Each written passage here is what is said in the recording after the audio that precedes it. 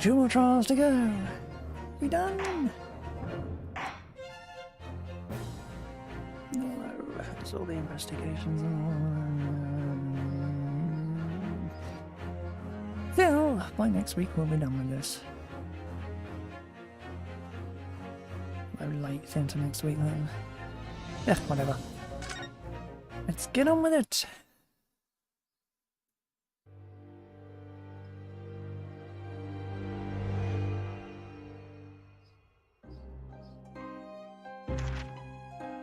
Pipe in hand, Sholmes looked down at the thick, rolling fog outside our window.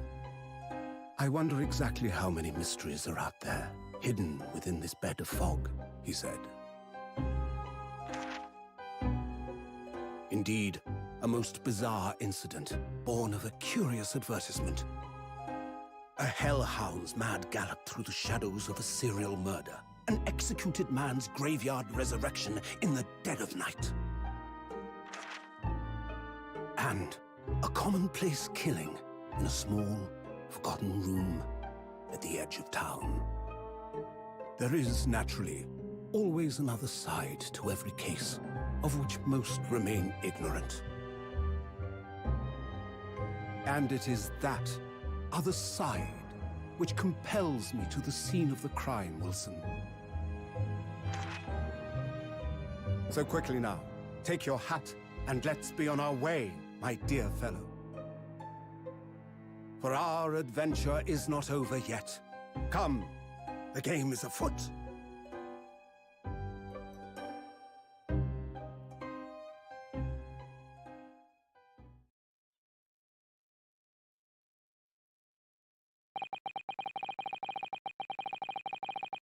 Days after that earth-shattering trial and Cosimo regaining his memory, we're in the foyer of one of London's most luxurious hotels, the Great Waterloo Hotel.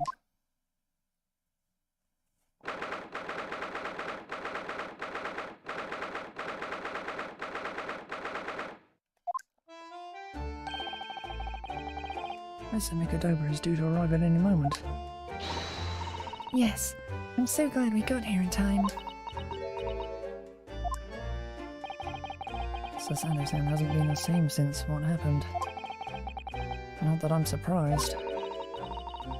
The truth about Kazuma-sama's father. Do you suppose my father knew? And he was actually the mass murderer, the professor, you mean? Well, that's what she was thinking about. There's a good chance, I'd say. I mean, they did come here to London together 16 years ago, didn't they? Yes, that's true. Come to think of it, didn't you say that Professor Mikatoba knew about Kazuma going missing in Hong Kong as well? That's right, but for some reason he wasn't at liberty to talk to me about it. That probably means he knows then. About Kazuma showing up here in London with amnesia, and then he's regained his memory now.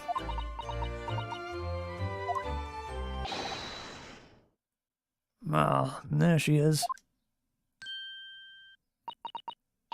Oh, Father. Hello, Susato. How are you?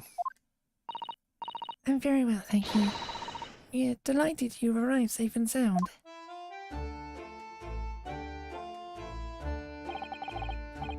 Hello, Mr. Naruhodo. Very kind of you to take the trouble to meet us here. Oh no, not at all. It's my pleasure.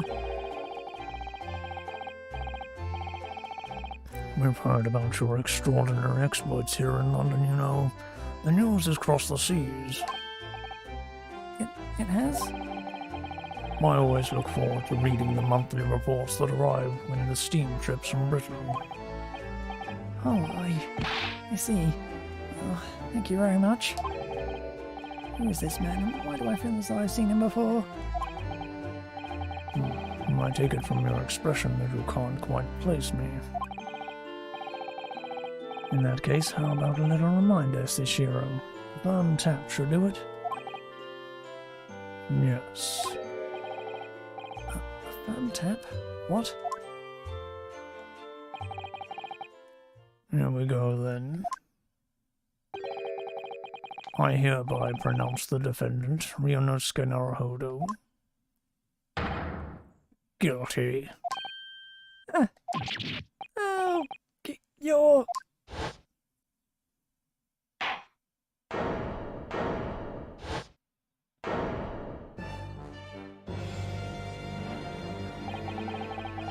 The court will now hear the trial of Ryunosuke Naruhodo.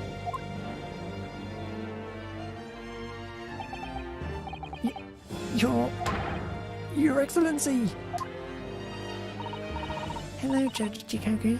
How are you? It's been a long time.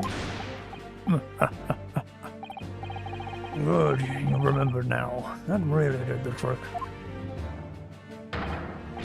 Guilty. Only I was declared not guilty, wasn't I? There was no laughing at the time. So, London again after all this time. Hard to believe it's been 10 years. To be honest, I never thought I'd be back.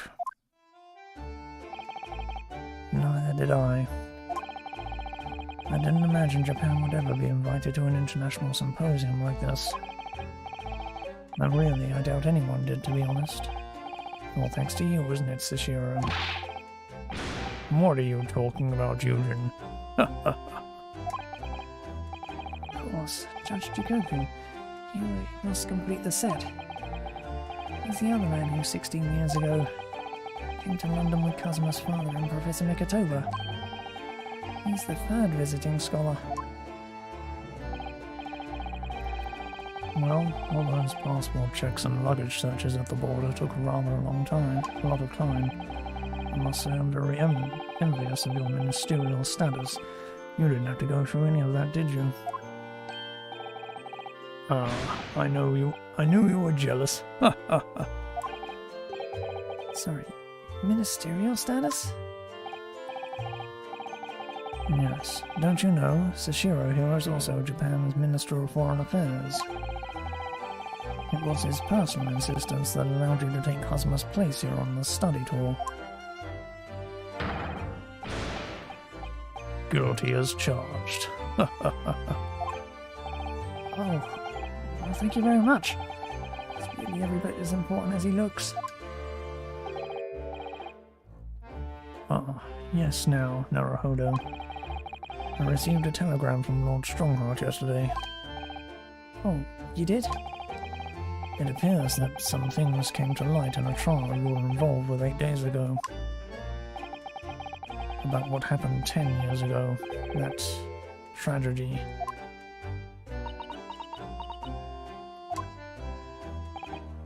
Yes. Could you tell us any more about it?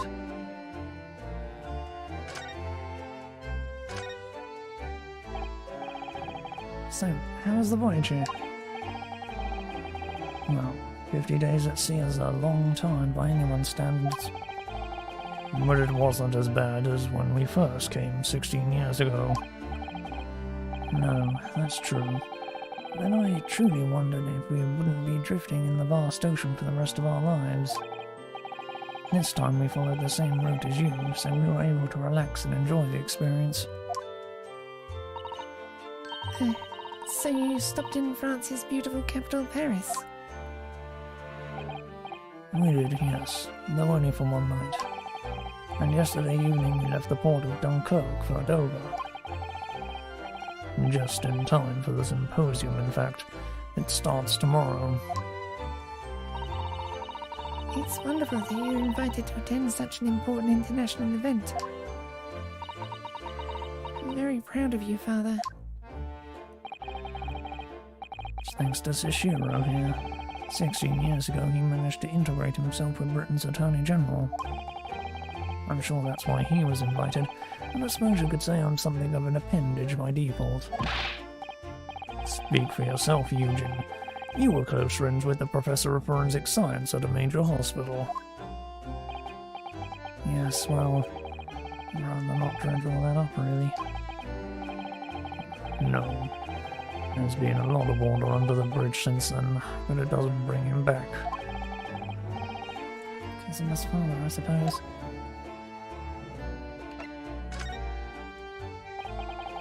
The Professor, the killer who took the lives of 5 members of the British aristocracy, was actually Kazuma's father, wasn't he? That's correct. Genshin Asogi. Genshin. You know, I presume, Father. You knew, I presume, Father. Yes, he was a close friend at the time. Genshin came to Britain as a police detective. He was studying investigative techniques at Scotland Yard. I've never understood what drove a man to commit such heinous acts. It was a closed trial, so the public never knew the truth, and he was executed with little ado. To this day, very few people know what really happened, even in our homeland. But what about Kazuma? Did he know? Did he know the truth about his father? No, of course not. He was told his father passed from sickness. However, I suspect he may have had his doubts. Oh, why? As you know, I tried to guide Kazuma growing up, as if he were my own son. Then one day he came to my office at the university and said, "I've decided. I want to travel to Great Britain and study there."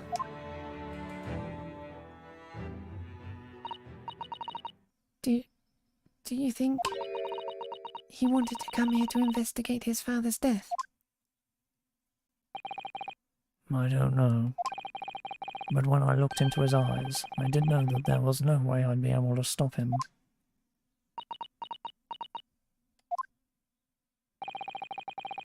Something else came to light in the trial the other day, actually. Oh, what? Well, having disappeared in Hong Kong and been missing for almost a year, Kazuma's since turned up here in London working as the apprentice of Lord Van Zeeks. What? What? That's news to us. So, Lord Strongheart's telegram neglected to mention that part then.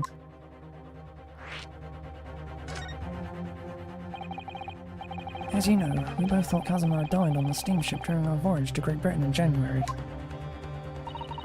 But he didn't die. He's alive. As you knew, didn't you, Father? In actual fact, no. What I do know is that when our ship docked in Hong Kong, he mysteriously vanished. We sent a team of investigators to Hong Kong to try to ascertain what had happened, but to no avail. He's still alive, and here in London, you say? I never dared even to dream it. Why on earth did the young man not make contact? The government and the police have been chasing clues fruitlessly for months now. Well, it seems that he was suffering from amnesia. What? Amnesia?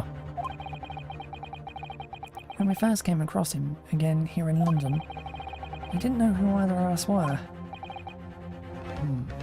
I see. He only regained his memory 8 days ago. This is unbelievable. Yes, it's quite miraculous. I wonder why Lord Strongheart didn't let us know. I must speak with him urgently. How Kazuma's been these past few days. Would it be wrong of us to go and visit him?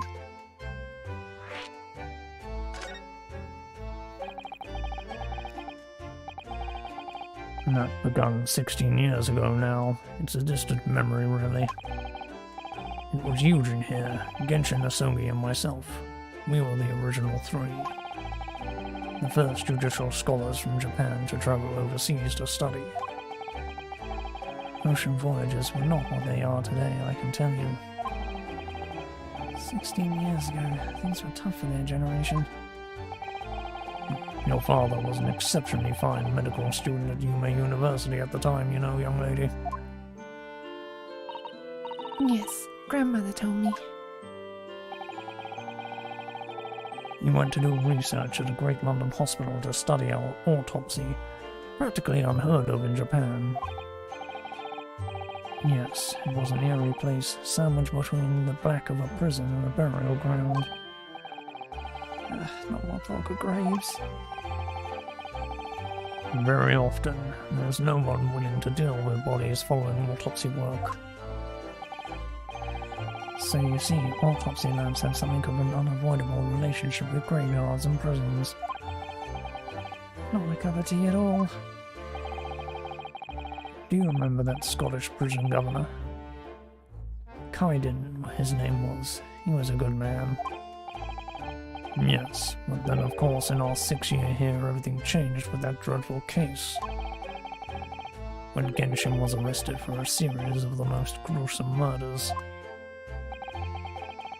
I simply couldn't believe it. I'd known the man for years.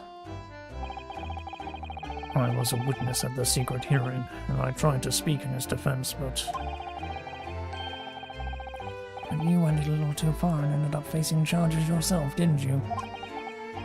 Well, suffice to say that after that trial we were sent back to Japan.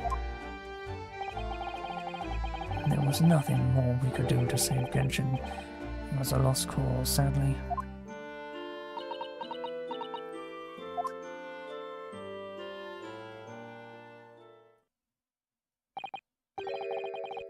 Well, if you'll excuse us now. Yes, I'd like to get this trunk up to my room as soon as possible. Oh, I'm so sorry. I shouldn't have held you up here for so long. I'll call for the porter then. Just wait here. So Sandersan's gone off on a run. I'd like to stay and talk more, but I do have various preparations to make for tomorrow. Yes, of course. It must be a big responsibility representing our entire country. Wish you the best of luck. Naruhodo. I hope you'll keep an eye on Susanoo for me. Keep looking after her as you obviously have been. No, I mean, if anyone's looking after anyone, it's her looking after me. Well, I do appreciate you being there for her. After all, I've been a miserable father to her. I've thoroughly let her down. Sorry?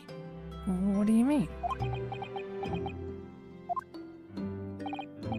Well, it was 16 years ago that I started my long study tour here in Britain, as you know.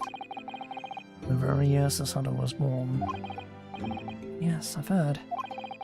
The birth of my daughter was the most joyous event of my life, but... well, sadly it was accompanied by the most tragic event of my life too. Oh, yes. Susanoo-san hinted at something like that.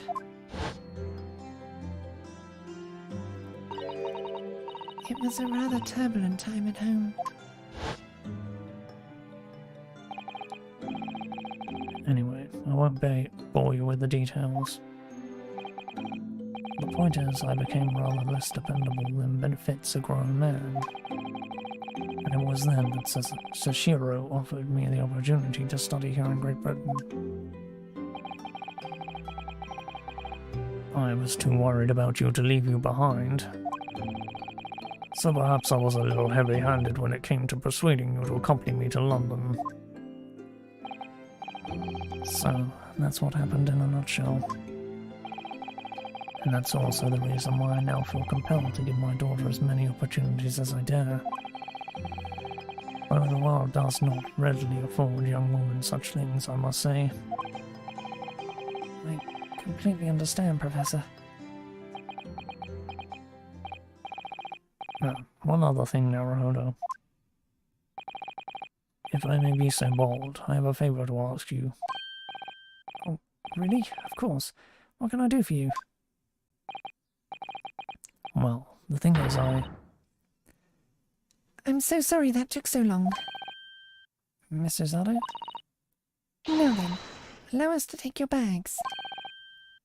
Allow me to take your bags. One moment, if you please, Porter. Of course, sir.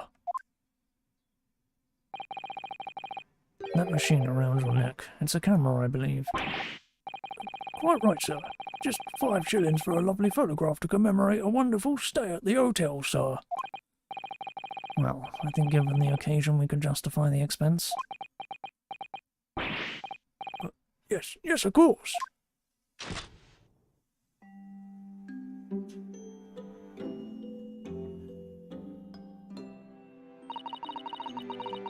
I'd like to thank you for coming with me, Mr. Naruto.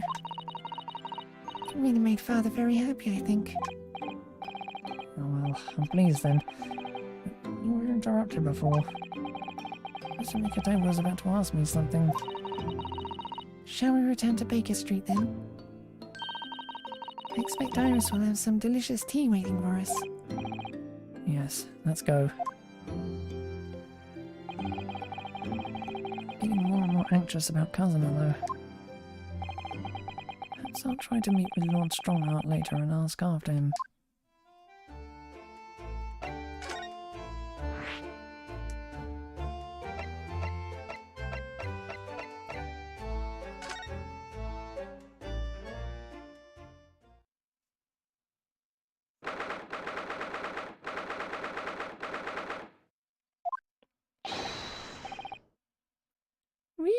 Whee! What was that? A man screaming in a most unflattering way. Do you think? Could it have been Mr. Sholmes? Oh my, I do hope not.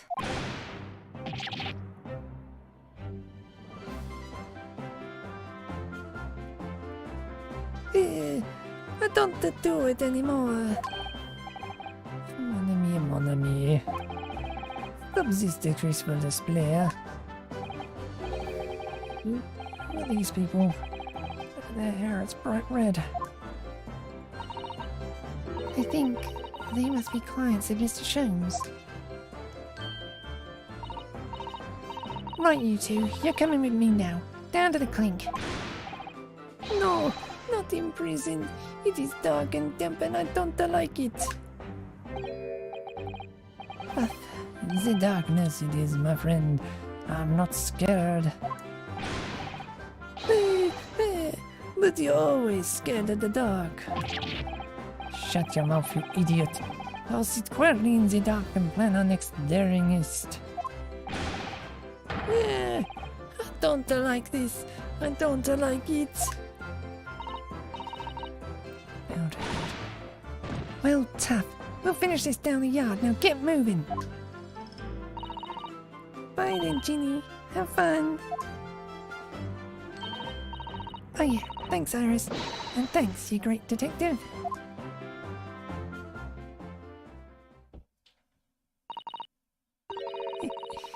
Gina makes a fine detective herself, doesn't she? Oh, Susie and Runa. Hello, Iris. We're home. Well, did you find your daddy? Yes, we arrived at the hotel just before he and his friend. Oh, well that's great news. I hope I'll get to see my daddy again soon. Yes, of course. Dr. John H. Wilson.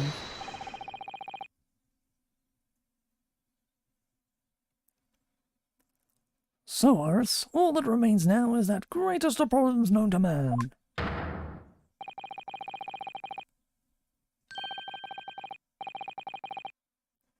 Okay.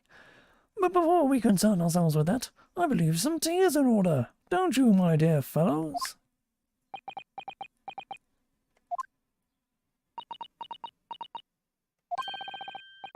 Is something wrong, Mr. Naruto? Do I have a crumb or such like on my face? Not so much on your face as on your head, I'd say. Come along then, everyone. I brewed a lovely special blend. Time for tea. Whatever is going on here today. In that case, let us sit and drink now. For I am, in fact, expecting a guest later today.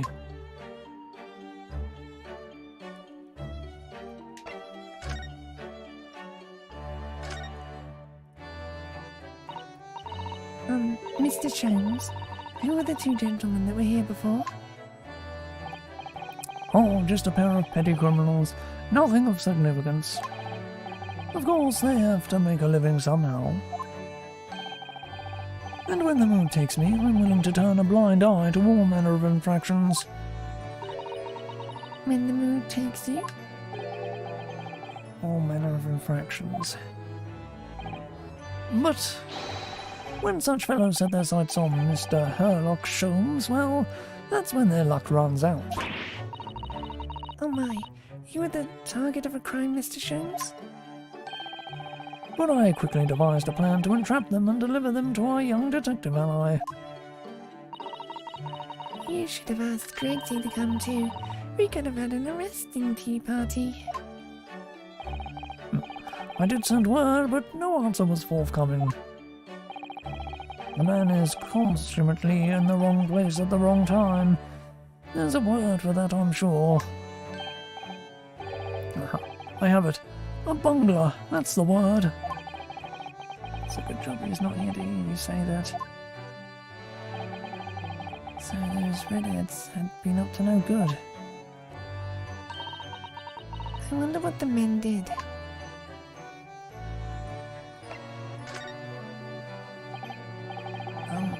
What was that about the greatest of problems known to man that you mentioned before? Is it another fiendishly intricate case, Mr. Sholmes? How should I best explain it? Are you aware of the theory of evolution by natural selection, perchance? Well, I think I've heard talk of it somewhere. Possibly. It's a revolutionary scientific theory that was newly proposed 40 years ago now. According to its author, Mr. Darwin, we humans were once apes who lived in the treetops. What? We were apes? Indeed, and from the very moment those apes descended from the canopy to live as humans, it has been our lot to be at the mercy of the greatest problems known to man. Our lot? What is this great problem, Mr. Sholmes? Why, is it not obvious, my dear madam? The problem of rent. But did you not receive a rather large sum of money from Madame Supels only the other day? For sure, a large sum. One potted herb for Iris and a new motor car for me later. And all of it has quite disappeared, I assure you. Honestly, Harry, you know you squandered it. Yes, well, anyway, 2 days ago, I discovered the answer to man's greatest problem, for the coming month at least. And what was the answer? Why, there is a substantial clue before your very eyes. Don't tell me. Let me see. Humans are sorry creatures, unable to see what is in front of their noses. Let me give you some assistance. Don't look, but observe me very closely. There is one particular feature about my person that has changed. You should notice it in the end, I think. In the end? It's been stabbing me in both eyes right from the very beginning of our conversation. I think we might need another clue before we uncover the full answer, Mr. Naruhodo. Thanks for the hint. I tear my hair out if this charade goes on much longer.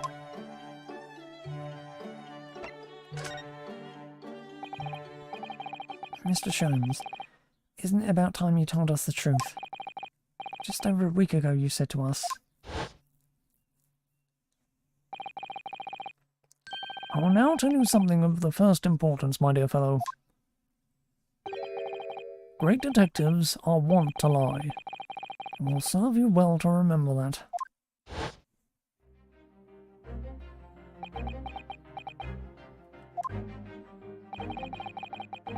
case aboard the SS Barrier in January. Kazuma wasn't killed, and you knew he wasn't dead at the time. So what was really going on?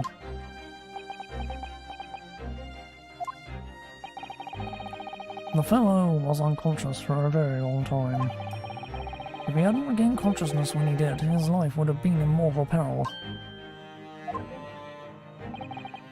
Of course, a side effect of the prolonged comatose state was amnesia, as you now know. It was a simple enough task to silence the crew. But how? After they carried him out of the cabin, I assembled them in the lobby area. Then I made them swear to leave him unconscious and have him unladen the ship in Hong Kong as a murdered corpse.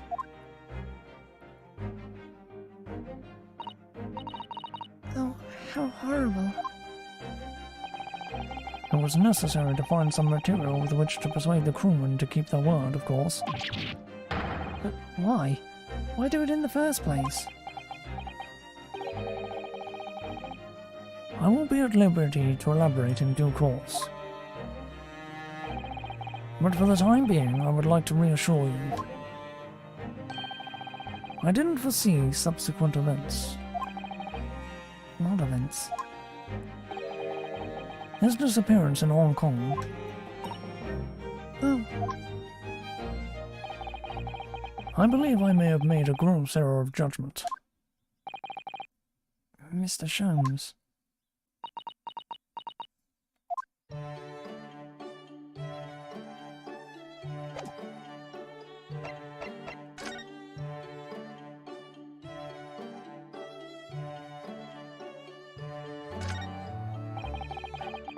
Master Kazuma wore when he was assigned to Lord Van Zeeks as his apprentice.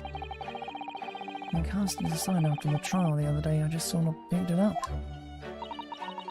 we ought to give it back to him, I suppose. But he has his memory back now, doesn't he? I can't help feeling he might turn around and tell me coldly to wear it myself. But isn't he your best friend?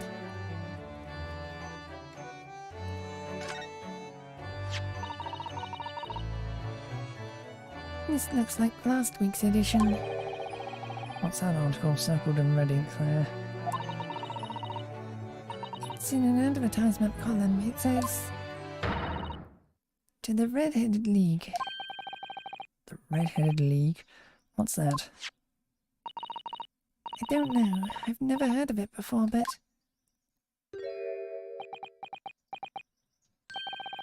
There's something on my face. Clearly, this has something to do with that lively hair.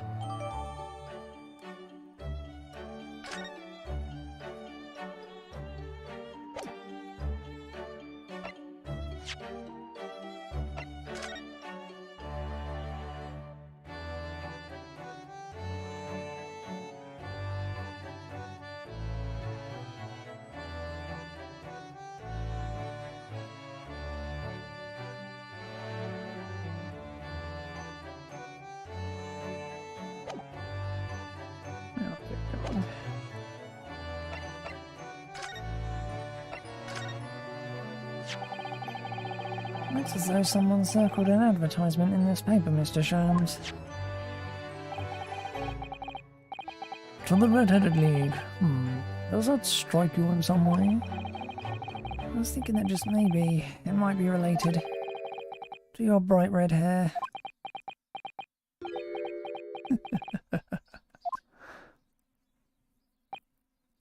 So, at last you've learned to apply my methods, Mr. Naruhodo. Sorry? In the first instance, and quite indispensable, observation. Believe me, I could have seen that hair with my eyes shut. So then, allow me to regale you with the details of my latest exploits. Regale or boast?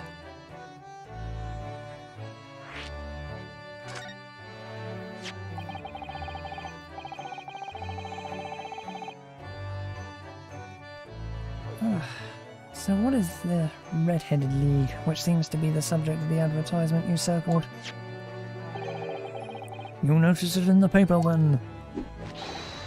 That, my dear fellow, was going to be the source of this month's rent payment. Was? How? According to the advertisement, the Red-Headed League is a distinguished institution of fellows of unspecified governance. In fact, the only condition for becoming a member is having red hair. That doesn't entirely surprise me. But listen to what the lucky redheads receive once they join. An unconditional salary of £4 per week. Oh my, £4 a week? Why? What are they paying people for? Now I don't know. No details are given in the advertisement. But surely every red-headed person in the country will be flocking to join in that case. You're right, Susie. There's no time to lose. I'll put in my application at once. So will I. Just on the off chance. That might be stretching a point, I think. The trouble is, they have a fixed number of members, you see. Oh, I see. So once a certain number of people have joined, no one else can. But, as luck would have it, one member recently passed away. It wasn't particularly lucky for the redhead in question, I feel, Mr. Sholmes. So you decided to try to join in his place. Correct. I mean, look at me. Have you ever seen such a red-headed fellow? No. So why? Why did it have to go so wrong? What on earth happened? A blunder, Mr. Naruhodo, though it pains me to admit it.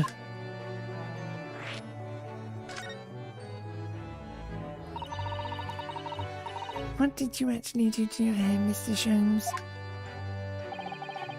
I'm glad you asked, Mrs. Otto. What you see atop my head is neither dyed nor hairpiece. I changed the colour of my hair overnight, by the wonders of chemistry. Chemistry? I was conducting some research into a method of rejuvenating spent tea leaves, and in the course of my work I stumbled upon a potion that, when taken, turns one's hairs aflame like red. Would you like to try it? It will make every hair on your body perfectly crimson. I think I'll pass. But, Mr. Sholmes, is it quite safe to drink? Surely it's bad for you, isn't it? Amateurs are always hampered by such fears. Oh, I should never have doubted you, Mr. Sholmes. You mean to say... But of course, to earn £4 per week, one must be prepared to turn a blind eye to a little danger. That degree of red signals more than just a little... Signals more than just a little danger, surely. Blech. So anyway, Hurley left full of confidence yesterday with his new red hair. For the park on Lime Street where the Red-Headed League was interviewing prospective new members. So what went wrong? The whole park was chocked with red-headed folk, like a Costa orange barrow. Costa's orange barrow. Blech. Never. I queued for 8 hours solid before at last I reached the front. But when the panel of interviewers saw me, they immediately said, "Ah, Mr. Sherlock Sholmes, are you in disguise to conduct an investigation?"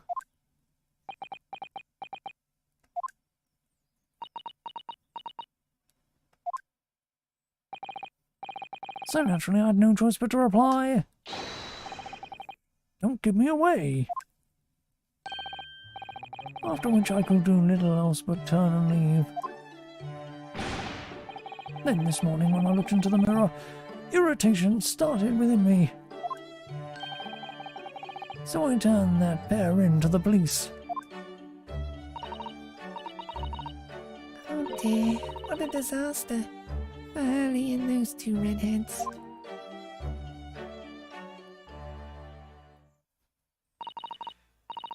Mr. Sholmes, you mentioned before that you were expecting a guest today.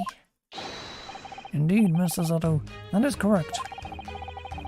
Not another of those red-headed gentlemen that were here before. Not at all. They were petty villains. The guest I'm expecting is a client. Oh? A young gentlewoman who wishes to appoint the services of this great detective, no less. Oh, how wonderful, Mr. Sholmes. You must stay and observe the fashion in which a great detective receives his customers. Must we? I have you in my clutches now, Rent. Just as I have you in my clutches, Redheads. Ha ha ha ha ha ha ha. That hearty laugh is masking rather sinister thoughts, I feel. You know, that lady isn't due for another hour yet. Don't feel as though you must wait around if you have other things to do.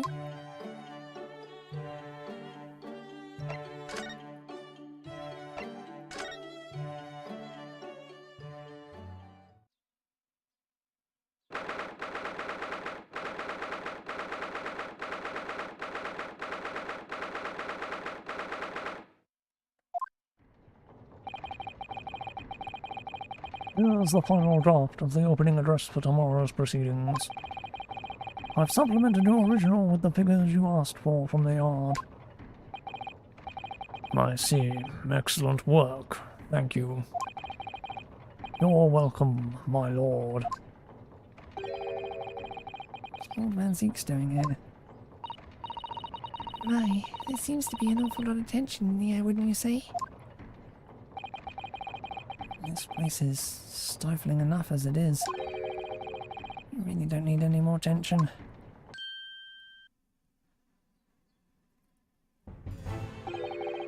My apologies. I didn't notice you come in. Your small stature and dark dress make you all but invisible to me. Oh, no. It's entirely my fault for wearing black, I'm sure. From now on you must dress in white from head to toe whenever you come here. Now then, Mr. Naruhodo. Yes, my lord? I'm right here.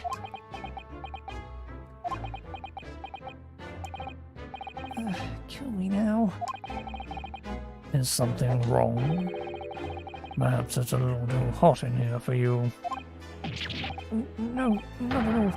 I mean, never experienced a room in at such a perfect temperature. If you're sure, the beads of sweat carving their way down your face seem to suggest otherwise. Because of the daggers you're staring at me with, mainly. As you're no doubt aware, my International Forensic Science Symposium begins tomorrow. In fact, your father arrived in London earlier today, I hear, madam.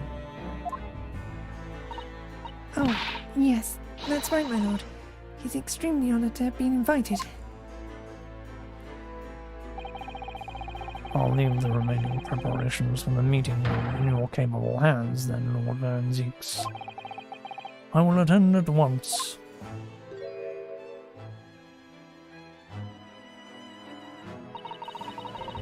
Gave you a very cold stare as he left, didn't he? But I haven't done anything, have I? These past few days, my feet have barely touched the ground, I must say. My dedicated right hand of many years was recently put out of action in spectacular fashion. Oh, I'm sorry to hear that. Is your left hand still of service? Mr. Naruhodo, he's talking about Dr. Scythe. Of course. I'm terribly sorry about that. I was just, You're not. You've done nothing wrong. Dr. Scythe's own wrongdoing precipitated the situation. You needn't concern yourself with it any further.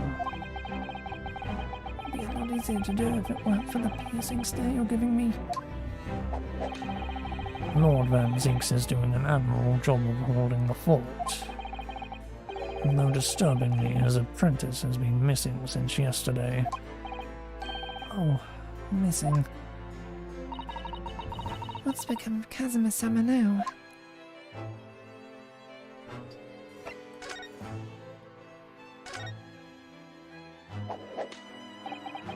Not long ago, visitor numbers to the Great Exhibition exceeded 30 million. 30 million? Not even that many people in the world. As a comparison, Mr. Naruto, the population of the imperial capital of Tokyo, is 2 million. I will be opening the International Forensic Science Symposium in the exhibition's main auditorium. This event has been 2 years in the making. 2 years of preparation and negotiations with other countries. Sounds like a tremendous achievement. Congratulations. The 20th century will see the wholesale adoption of forensic investigation techniques. And cooperation between policing organizations around the globe will be essential. Which is why this landmark first symposium had to be hosted here at the heart of our great British Empire, in order that Scotland Yard can become the leading investigative organization in the New World. He's the same as ever, I see. That passion of his is quite something. You're every bit as passionate in your own way, I'm sure, Mr. Naruto. I'm the only person in the country who truly cares about a future that embraces forensic science. It was my intention to become Her Majesty's Attorney General and reform the Yard from the ground up. So the disgrace of the forensic investigation team has been a bitter blow to my ambitions.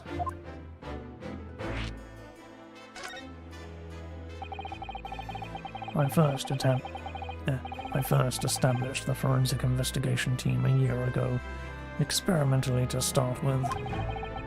With Dr. Scythe at the helm, it was steadily accruing an impressive record of achievement. I was on the verge of changing its name and elevating its status to a full-blown forensic investigation department. And can you not do that now? Obviously, nobody wants to hear anything about it in the moment. Even I can't keep this story out of the papers. 6 million Londoners will be cursing forensic science now. This incident will set back our country's advancement in the field by a good 10 years, I'd say. Unintended repercussions of our trial. We simply couldn't have overlooked what had happened, though. Of course not. We should all be grateful to you both. Anyway, I'll still reform this country's policing when I become Attorney General. This might delay my plans, but it won't alter them. Nothing will stand in my way.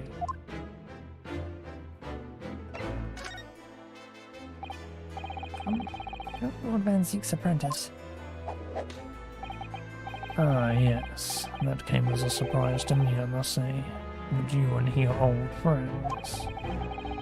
How did he become an apprentice to Lord Van Ziek's in the first place? It came about 3 months ago. An unidentified Asian man was apprehended by border police.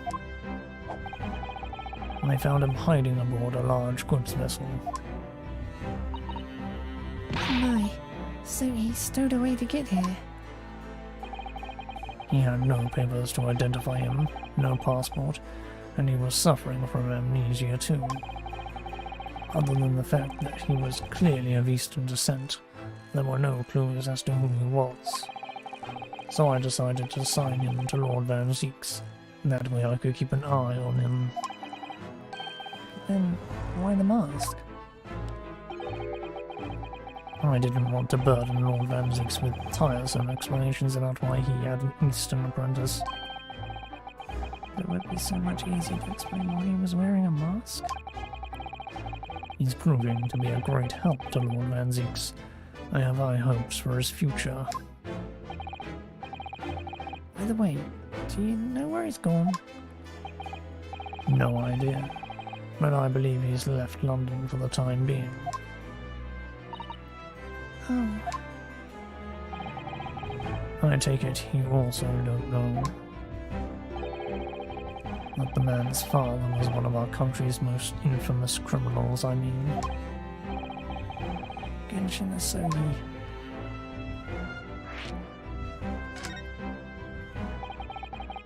What we learned from that trial 8 days ago was a huge shock.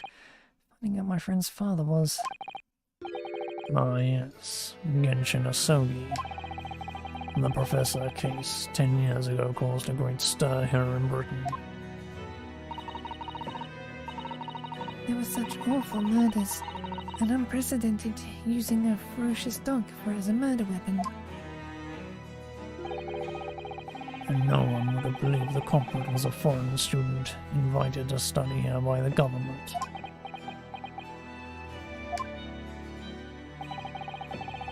So the true identity of the killer couldn't be made public then, and can't be made public now. Nobody in your country knows it was him, and neither do the citizens of London. The main motivation was to avoid aggravating relations between our two nations at the time, I understand. Correct. However,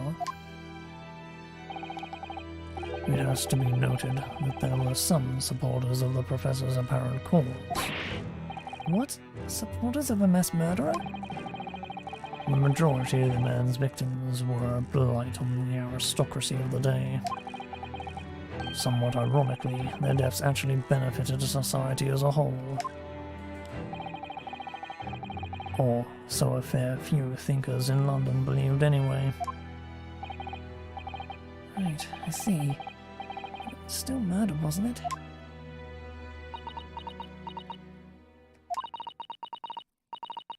Seems very similar, doesn't it? To the idea of the Reaper of the Bailey.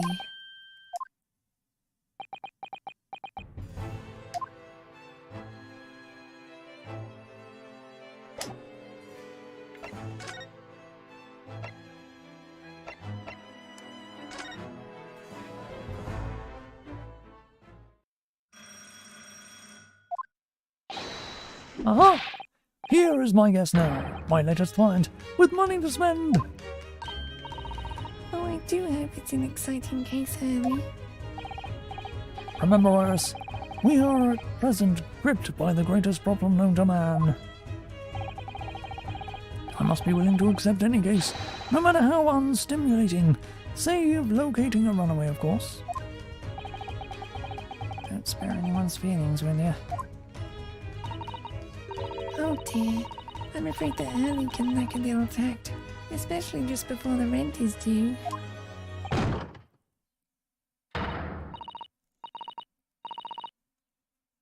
Oh, it's you. Mr. Sholmes, Mr. Hullock Sholmes, please, oh please.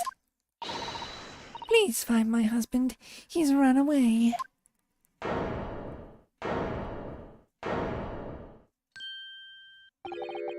Ugh, to upset me. I beg your pardon? Never mind, a personal matter. My apologies. What exactly are you trying to say, Mr. Naruhodo? I didn't say a word. Come, my dear madam, be seated. Iris, some tea, if you please. Of course.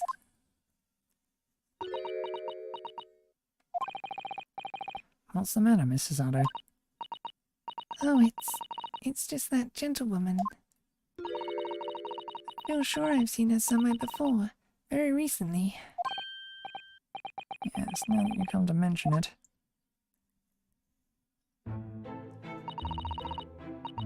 As I explained earlier, my name is Vigil. I implore you to take the case, sir. Money is no object. Simply name your figure. Money and wealth are of little consequence to me, madam. Being offered a case to solve is reward enough. Oh, Mr. Sholmes, you are the picture of benevolence. I will, of course, make a mental note of your offer, however, for contingent reasons. I trust you'll remember your words also. If I might inquire, sir. This gentleman and lady would be... Oh, me? What matter to you I should like to communicate in the strictest confidence, you understand? Ah, these are my friends. I assure you, you may see before... There, I assure you, you may say before this pair anything which you may say to me. I see. I can vouch for this gentleman personally, after all. He's hard of hearing. Why did I ever get my hopes up?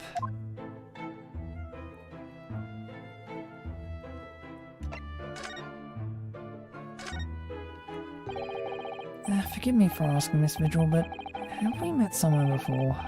Quite recently, perhaps? Oh my. Oh, sure, my dear fellow. What is your intention? Clearly you have no ability to differentiate the facial features of the English. If you wish to invite the lady to tea, you must do so in a more gentlemanly fashion. Is it possible that you're the nice young lawyer from the trial I attended last week? I knew I recognized her. I have a man's fate in the palm of one's hand. Oh gosh, oh golly. It sends shivers down my spine. I don't quite recognize her because she's acting so differently now. It must be very difficult for you as a lawyer, being hard of hearing, I mean. Pardon? Oh dear, I'm so sorry. Don't worry if you can't hear. It was, livery really, nothing more. Now look what you've started, Mr. Sholmes. Thank you very much. I believe it will be prudent for you to sit quietly in the corner. Yes.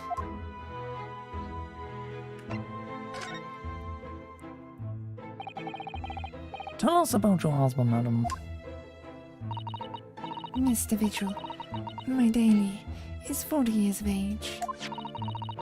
I have a photograph here.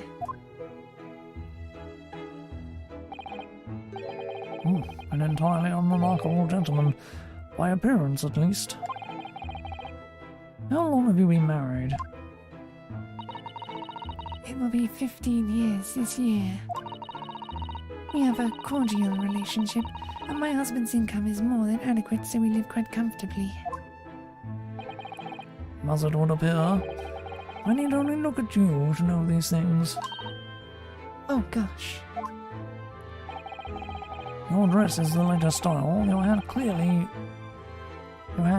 regularly groomed, and your eyes are unanimated. There. Your dress is the latest style, your hat clearly irregularly groomed, and your eyes are animated. In short, you have no inkling as to why your husband might have disappeared, correct? That's right. He's a kind man with a strong sense of loyalty, and he rather dotes on me. Which would point to the possibility that he has become embroiled in some incident or other. Oh, that is exactly what I fear must have happened. Mr. Sholmes, I'm quite beside myself. My husband's employment is somewhat unusual, you see. What if he's incurred some miscreant's ill will? What exactly is your husband's line of work? He's a warder at the prison. God, that is somewhat unusual.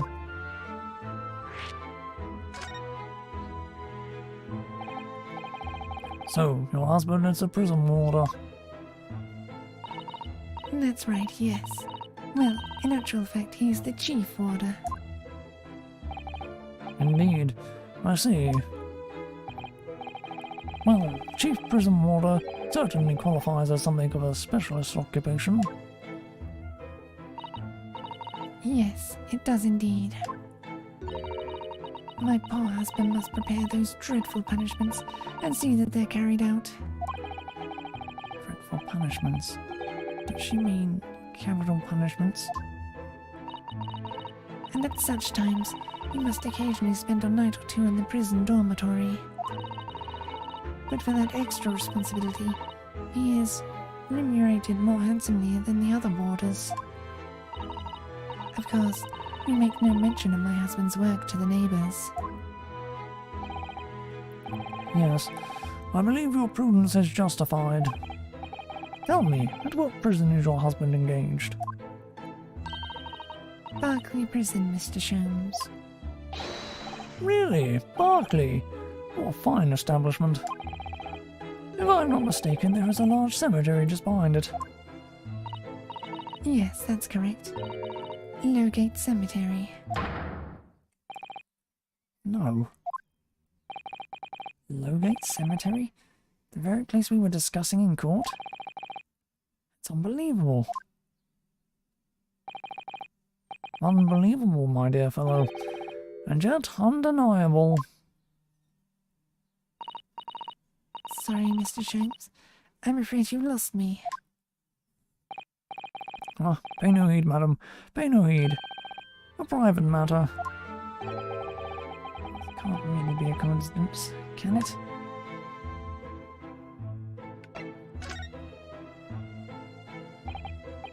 So, to the matter of your husband's disappearance. When did you realize he was missing? Please, try not to laugh. It was yesterday. I'm sorry, yesterday? It really is recent, laughably so. The truth is, my husband does at times have occasion to spend the night away from his work. It's not at all out of the ordinary for him not to return home at night, but this is different. For him not to make any contact for a whole day, that has certainly never happened before. Oh, my dear Daly, whatever can have happened. My dear Miss Vigil, please calm yourself. Now then, have you contacted the police? Why, naturally, but sadly, they refuse to listen to my pleas as my husband's only been missing for 1 day. I was asked to wait patiently at home. In truth, Miss Vigil, I concur with the police. However, let us not be hasty. I see no reason why we should not engage my detective powers to track your husband down anyway. Oh, thank you, Mr. Sholmes. And furthermore, let me assure you, the chance to solve the greatest problem known to man for another month has no bearing on my decision. I seek only to put a sweet smile on another Londoner's face. That's really all there is to it. You have my eternal gratitude. I shall pay any sum for you care to mention. You seek only to put a suit's rent in your landlady's purse. That's all there is to it.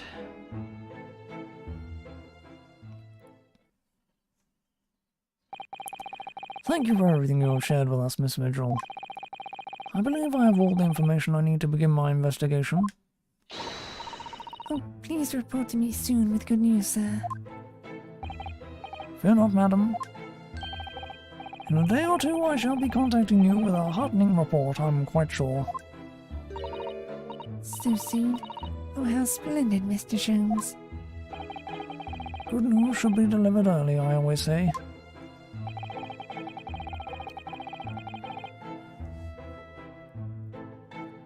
If you would be so kind as to leave the photograph of your husband in my possession.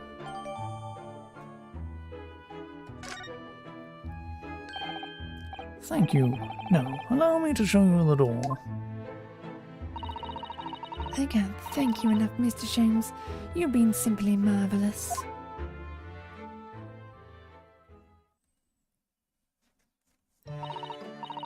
You know, I think it every time early. But how do you come out with such nonsense? Good news in a day or two, are you sure? I can't be sure, of course, but Then I didn't swear on it. I merely gave the good woman some hope. I hope to be able to give her good news, one might say. After all, the rent must be paid by the end of day tomorrow. If, by that time, I've successfully located Mr. Vigil, we shall be mutually relieved. Wouldn't you agree, Mr. Naruto? Don't look at me with those pleading eyes.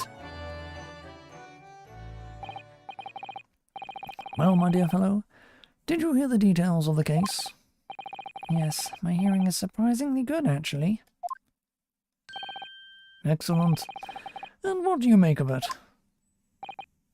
Well, I was surprised to learn where her husband worked. At Berkeley Prison, I mean. Huh, so you noted that? Of course, especially with the mention of Lowgate Cemetery. Lowgate Cemetery is at the rear of Berkeley Prison. So it was renowned among us students at the university for being haunted by the ghosts of condemned convicts. Berkeley Prison is where that notorious man was incarcerated. The professor. And now a warder from the prison has mysteriously disappeared, it would seem. It's all very peculiar. Indeed. But nothing you can't handle, I'm quite certain, Mr. Naruto. Sorry? Run along to the prison and see what you can glean, would you? It's the prison governor you want. No doubt the man is equally worried. But aren't you going to go yourself? Surely you needn't ask. I can't possibly be seen out with this hair.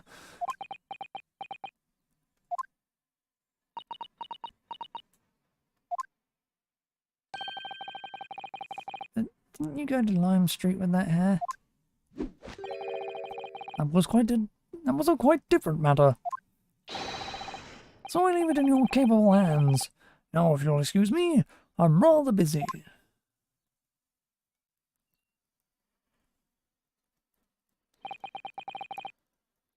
Of course you are.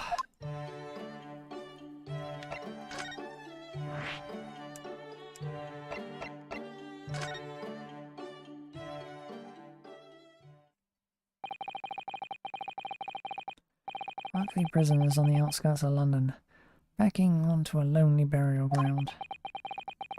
Four high outer walls loomed quietly before us in the fog. Having requested a meeting, we were shown to the governor's office in the watchtower.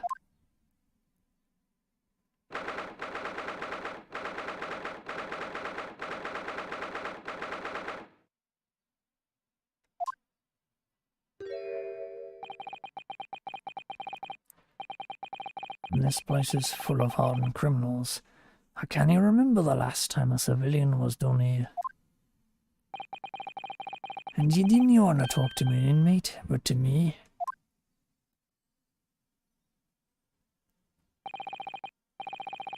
You know who I am. I'm the governor. Barrick Hayden. Oh, yes, it's a pleasure. I'm Ryunosuke Naruhodo, defense lawyer. And an Easterner, I see. What does that mean? Yes, I'm a visiting student of law from the Empire of Japan. Japan? Did you say Japan? Yes. Well, there's no one of your kind in here, laddie. Maybe you should try the prison next door, eh? I didn't notice another prison next door, sir. Anyway, we came to ask you some questions about... I didn't like to be so direct, but I've no intention of speaking with the likes of you suspicious-looking Easterners. Now get out of my hair. So as soon as he finds out that we're from Japan, he reacts like this. That surely means... I think it's because of the professor case. I think so too. 10 years ago, Kenshin Masugi, also known as the Professor, was incarcerated in his prison. And then, after his execution, he apparently re-emerged from his grave in the cemetery behind the prison. I might have known. You're sniffing around beneath the keys, aren't you? Your agency? Part of the Professor's great web, no doubt. No, not at all. We're just... Go on with you, before I punch you like suit. We're going. Maybe the ghost of that killer still haunts this place. We're not going to get anywhere here. Unless we can somehow prove to this man that there's nothing suspicious about us. Governor Kaiden. What are you thinking, Mr. Zato? I feel sure that name came up in conversation recently somewhere. I was wondering if whoever mentioned him might have some ideas to help us. Come to think of it, I have the same feeling.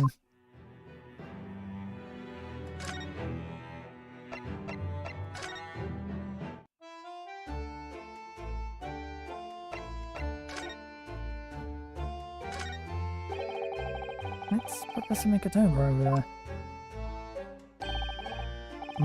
Hello, you two. I was just taking a moment to catch up on the world now that I'm unpacked. But where's Judge Chikuku? Yes, he is not the relaxing sort. He has taken himself off to pay his respects to all the legal bigwigs. Having only just arrived in the country today, goodness, he is full of energy. Professor, you mentioned something before. About how you'd known the prison governor at Barclay Prison? Well, Governor Kaiden, you mean? So it is the same man. Father, we must speak with the governor. But he refused to talk to us. He said we were suspicious Easterners. Well, I'm sure if I accompanied you, it would be a very different story. Would you? That would be wonderful if you have time now. Sadly, as you can see, I'm very busy at the moment. Busy drinking coffee on a comfortable settee. Now, I have rather a lot to prepare for tomorrow, you know. Oh, sorry. I didn't say that out loud, did I?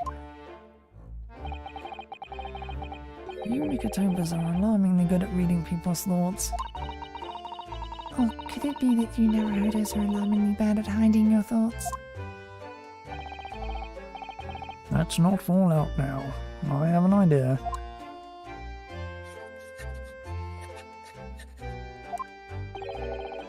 What's he writing on that piece of paper? Here's a letter of introduction for you. Hopefully when he sees my name, he'll change his tune. Thank you.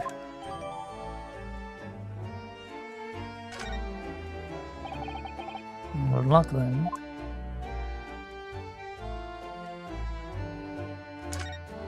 Oops. Wrong button. Father has only just arrived after a very long voyage from home, and tomorrow he will speak in an important symposium that will garner attention of the whole world. He needs a little peace and quiet now. I was just about to think that. Pardon? It's one thing reading my thoughts, but at least let me have them first. Oh dear, perhaps my brain works too quickly.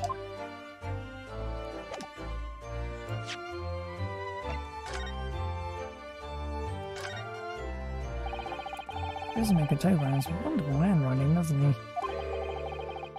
This dark-suited young man is not in the least bit untrustworthy. Is it just me, or does that make me sound extremely untrustworthy? I do wish he'd at least call you a nice young man. I'm really not sure that would help.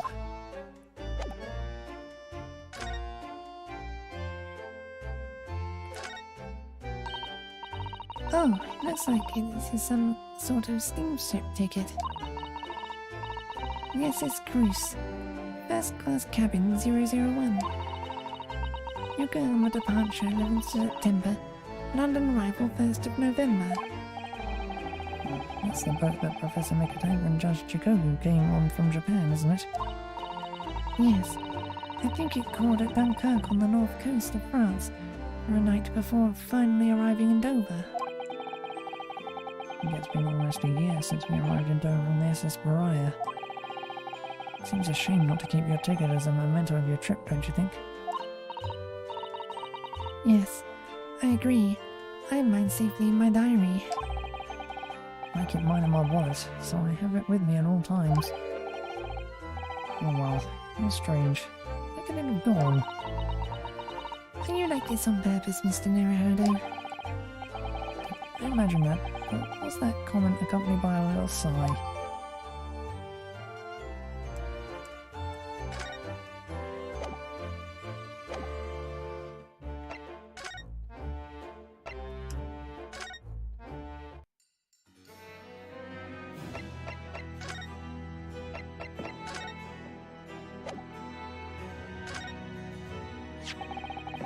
You just cast your eyes over this, Governor Kaiden. What's this then? You can't pull the wool over my eyes, you good-for-nothing Japanese student. Mikitoba.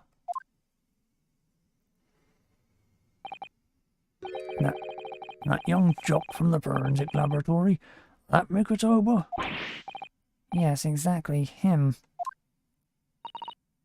Oh dear. Perhaps I should have said something sooner. I'm Yujin Mikitobo's daughter, Susato. Jinx, you're the young man's daughter? And you didn't think to mention that before? I do apologize.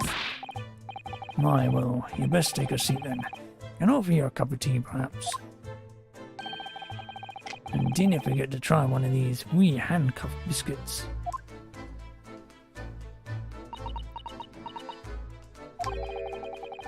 Its influence is nothing short of amazing.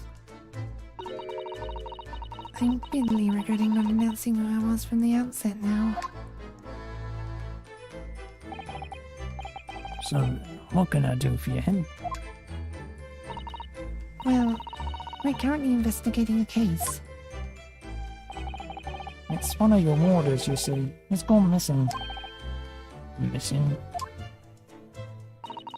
That's right. It's surely been reported to you as well, being the prison governor.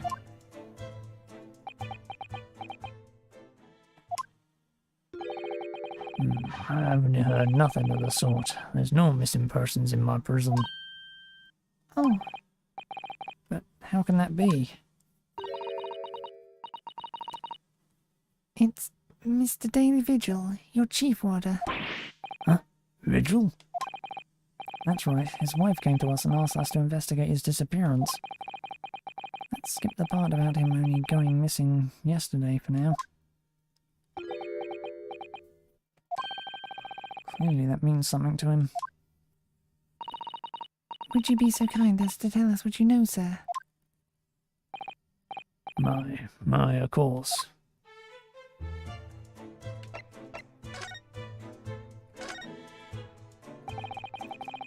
I understand that Mr. Vigil is the chief warder here at the prison.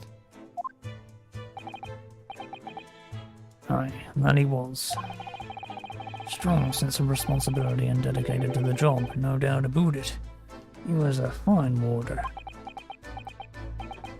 Sorry, did you say he was? Aye. He done any work yet no more. He left the job. Oh my. When was this exactly? There's a question. When was it about? Couldn't have been much less than 10 years ago now. What? 10 years ago? He stopped working here 10 years ago? Aye, as I mind it. Do you ken, I hadn't heard the fellow's name in all that time. There's a worry if he's gone missing though. But Miss Vigil made no mention of it. I think perhaps, Mr. Naruhodo, that his wife simply doesn't know. think she's unaware that he no longer works here. Governor Kaiden, can you tell us what happened? Why did Mr. Visual give up his job here? That's important, is it? Yes, I believe it may be. What are you thinking, Mr. Naruhodo? Well, I'm wondering, given that it was 10 years ago, which was exactly when the professor was being held at this prison.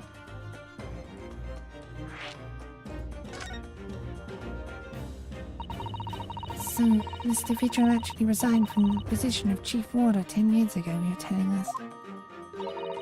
What happened to make him leave the job? In actual fact, he didn't leave the job willingly. He had no choice in the matter.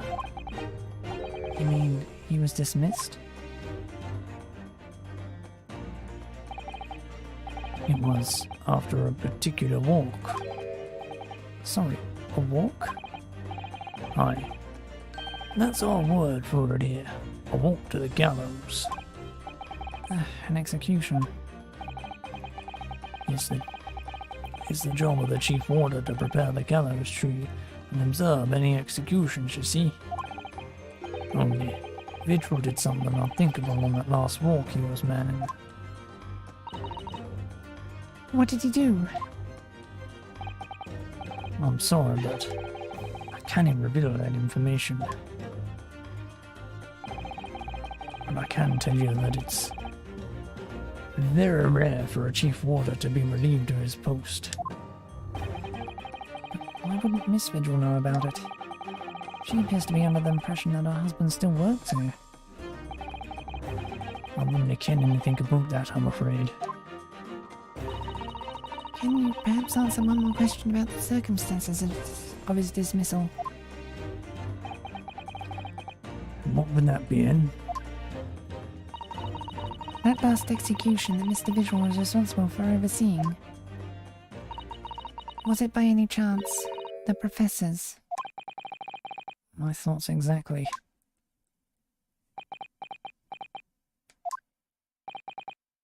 I'm sorry, I really am. But I'm not at liberty to answer that. I see.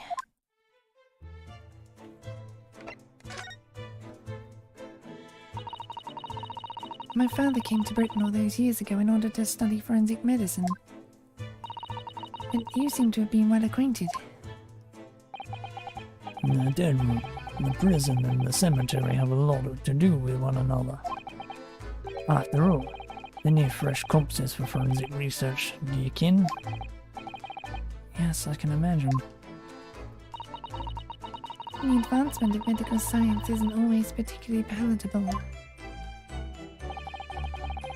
Your father worked in the laboratory just on the far side of the graveyard, in the basement of St. Sinners. It's still in use today. St. Sinners. It's come up before, I'm sure. Yes, that's right. We've been there. Mikotoba and I have to use to ride a carriage together and negotiate terms. For more fresh material, I suppose. My, when we used to sit in there for hours and gather about dissections and all sorts. It takes me back. A report of tea and a plate of cuff biscuits, of course. How charming.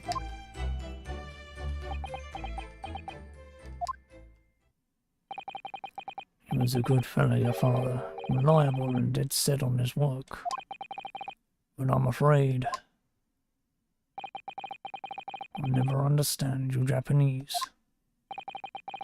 Because of Genshin Asogi, I suppose.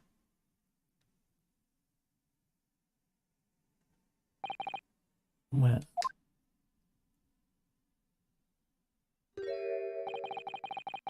I can't tell you anything else. Thank you so much for your time, Governor. Oh, one moment before you away. I'm sure I have it here somewhere. Ah, found it. Here, take this as a wee souvenir of your visit to the prison. What is it? That's Vigil's dismissal notice. It's 10 years old now, of course. Oh my, are you sure? Aye, it's no trouble at all. It's not the original mind.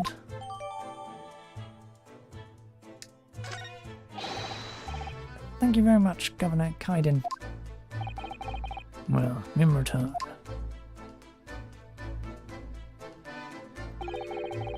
Do me a favor and never come back here. That case is closed.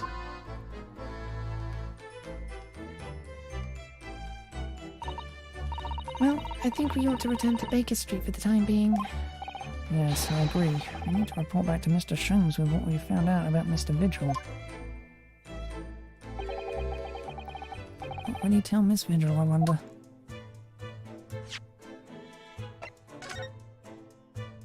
She wanted David imposed immediately affecting violated clause 132 of Her Majesty's Code of Conduct for Prisoners.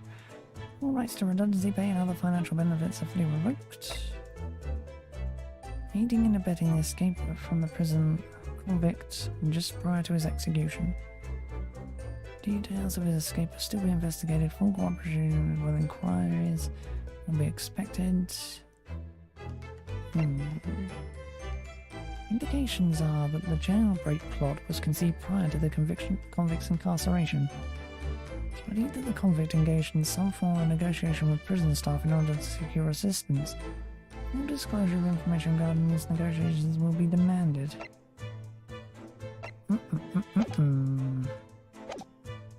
The plot thickens.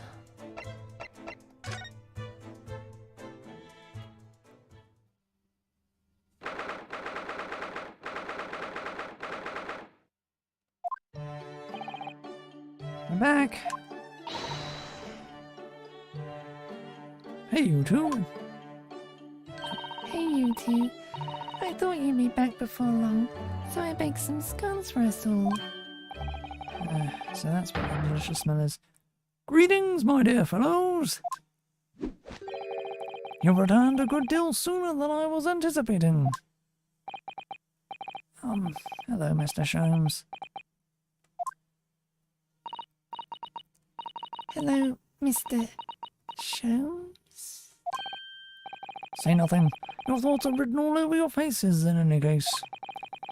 It turns out that it may have been advisable to test my hair color restoration tonic before application. Oh my.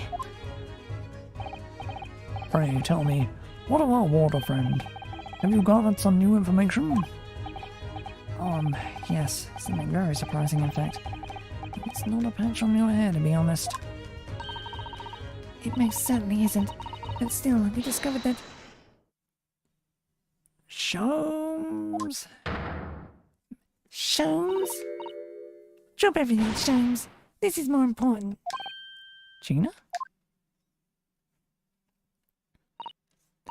I can't Adam and Eve it.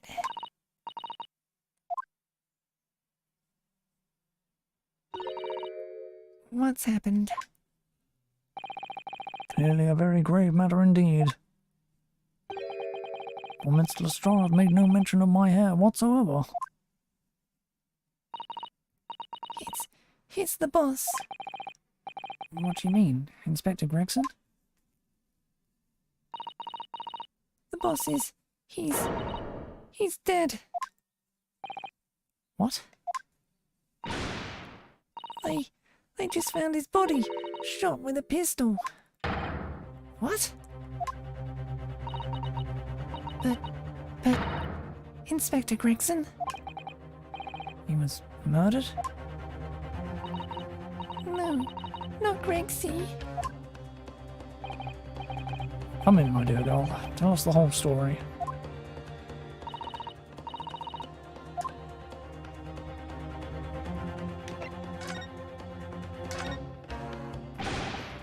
Are you serious, Gina? Inspector Gregson was... He was really shot? I don't know much about what happened myself. They're still there, investigating the scene. Where did this take place? A little rented room in a building full of flats on Francisco Street. The outskirts of town, nowhere near his home. He was perhaps investigating a case then. The thing is, no one at the yard knows nothing about no case around there. Oh, how strange. The boss was... He was so good to me. I know he ain't up to much yet, but... One day I was gonna show him. I was gonna show him I'd become a proper detective. Oh, Ginny.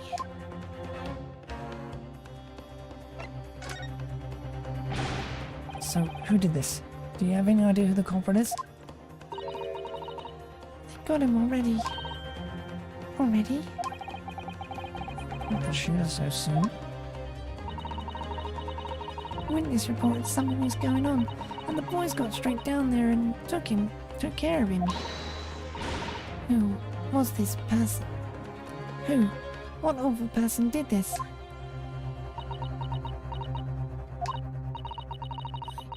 I still can't believe it myself. Gina?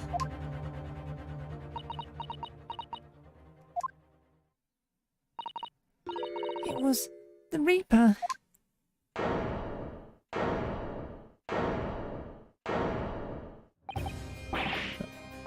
Wait a minute, you don't mean... They've arrested Lord Van Zeeks for it? That's right. That Reaper bloke's gone and shot the boss. No. Lord Van Zeeks?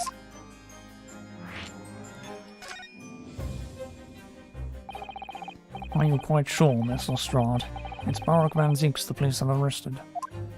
I saw him with my own eyes in the interview room at the yard. I don't believe it. But there were witnesses, and they are all saying it was him.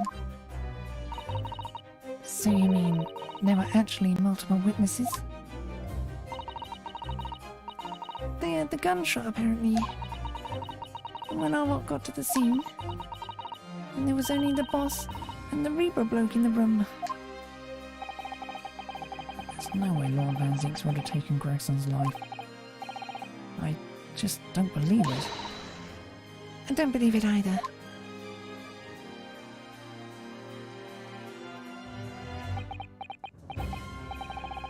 Thank you for informing us, Miss Lestrade. This really is most terrible news. I'm dreadfully sorry. What are you saying sorry for? You didn't do nothing.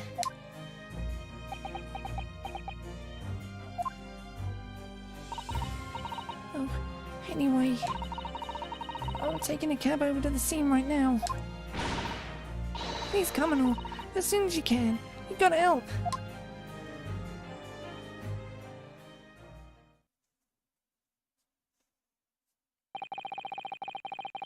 It's a detective's lot to appear whenever some sinister plot is unfolded. Little wonder we all look haggard. Sometimes these things are almost too much for the nerves. Mr. Sholmes. What use is there in being a great detective if I fail to see something like this coming, hmm? But I'd let this happen to Gregson. Gregson!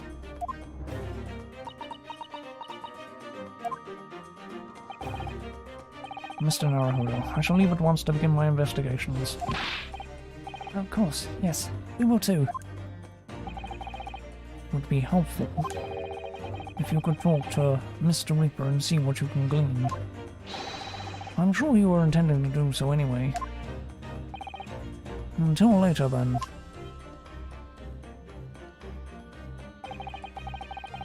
Inspector Gregson dead. Lord Van Zeeks arrested. Bruno, Susie, I've called you a hansom. It's waiting outside. Thanks, Iris. Shall we, Mrs. Addo? Yes.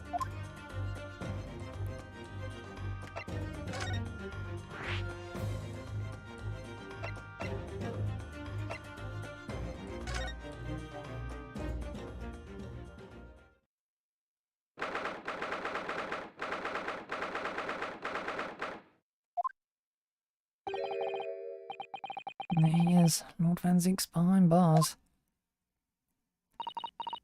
So it's true. He really was arrested. Sitting with his back to the wall reading something. Don't think he's noticed us. Lord Van Zeek's?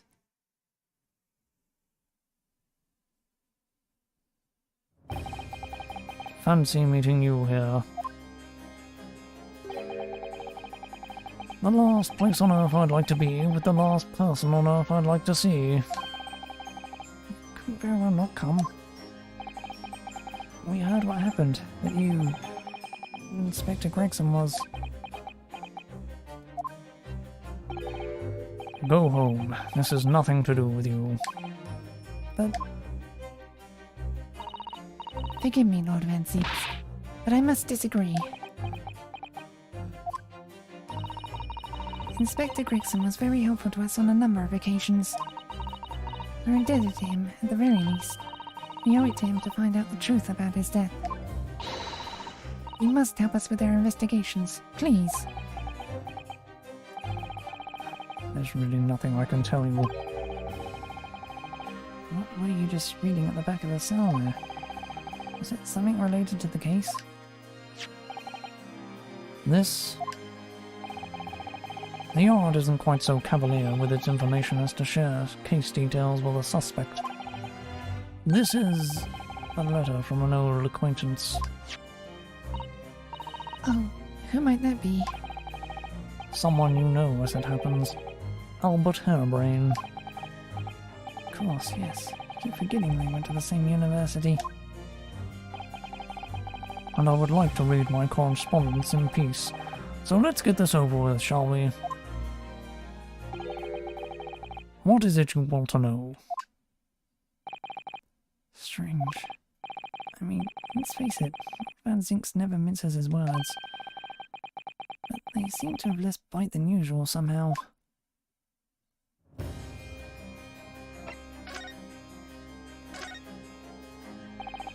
Can you at least tell us your side of the story, Lord Van Zeeks? What happened? How much do you already know? We know that the inspector was shot dead in a small rented room on Fresno Street. And that you were found there by the police when they arrived on the scene and immediately arrested. We were told that there was nobody else in the room, and that some witnesses heard the gunshot. Then you're well informed. And there's really nothing I can add. The truth is, I don't know what happened myself. But the gunshot, obviously you didn't fire the gun, did you? I'm not in the habit of shooting the people I work alongside. I also heard the noise, however. Before I had a chance to investigate, I was apprehended by the arriving officers. So he doesn't actually know what happened. If I might ask, what were you doing in that place to begin with? I don't need to answer that. Oh. After all, you're not representing me. It's going to need a lawyer, though.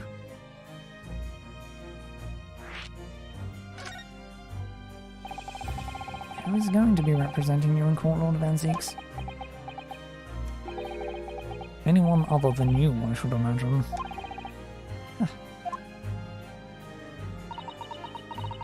Would I be right in assuming that you have no representation as yet?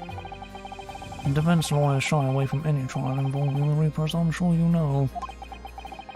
But this is different. In my career, of all the defendants I've prosecuted, only 19 have ever been acquitted.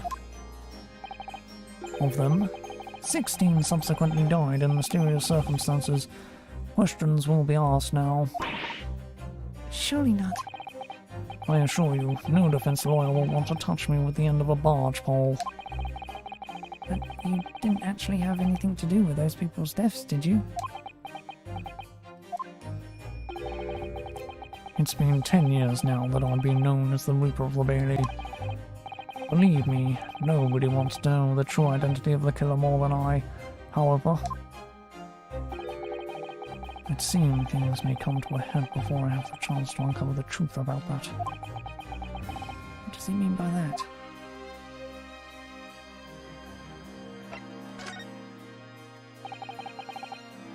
After the trial, Professor Harebrain was supposed to go straight back to Germany, I thought. It's a letter to inform me of his safe arrival at home. I arranged his passage by sea and rail. It's a relief, I must say. He should now be beyond the reaches of the Reaper. Because the Reaper doesn't follow people abroad, you mean? Yes, so it seems. Your stooped little Lebanese friend, for example. You told me he was keeping well in Japan when I inquired the other day. Yes, that's right. He's an author now, happily working in Tokyo. So Professor Harebrain is safely back in Germany now. He is.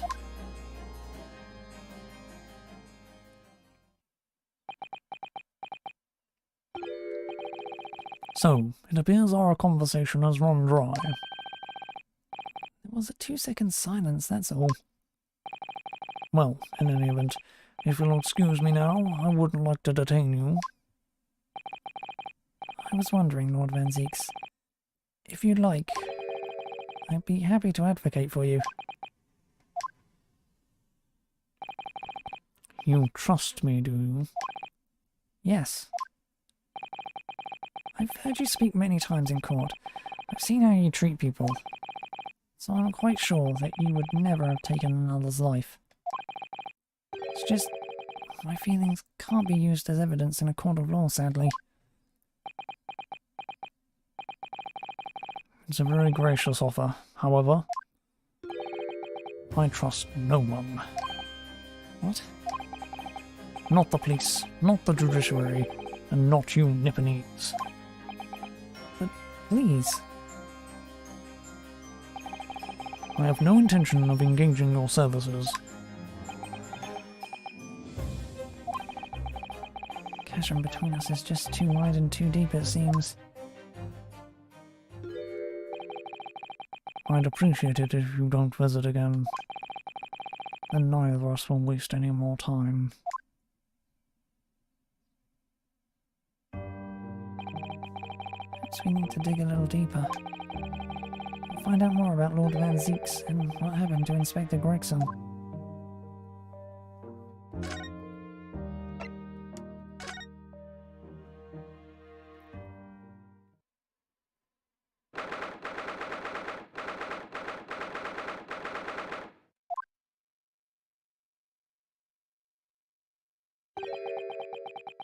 This really is an out-of-the-way part of London. Not many people find their way down this back street. So this dust-ridden rented room is where it happened then.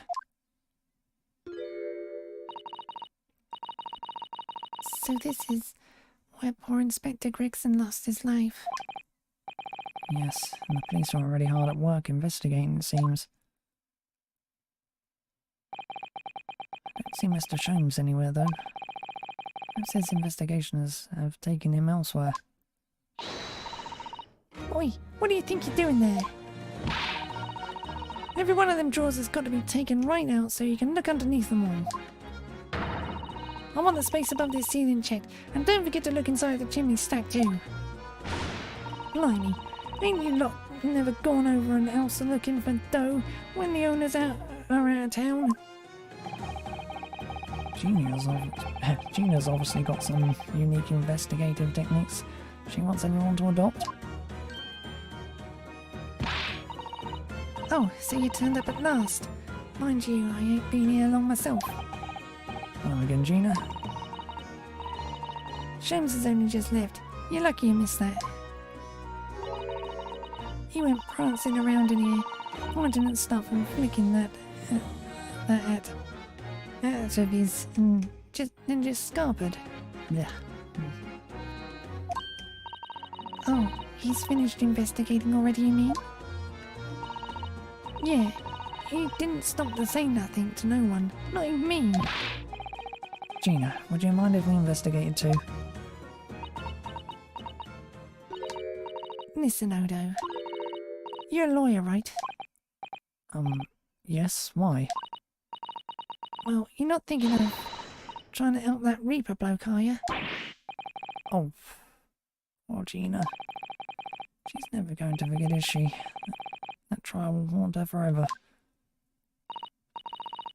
Gina, if you don't mind me saying, if Lord Van Zeeks really is responsible for this crime, he'll be duly and fairly judged in court.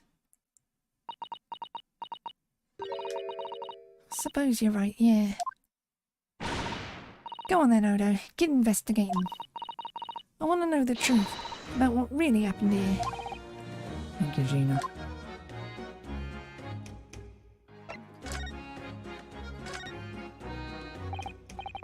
Gina, what was Inspector Gregson doing here in the first place? That's what I want to know. It's what, half a year since I got out of the clink? That's when I decided to give up my diving and became a detective instead. Oh yes, Mr. Shames twisted the inspector's arm to agree to take you on as an apprentice, didn't he? Something like that, I think. Anyway, the point is, I didn't really know much about the boss till then.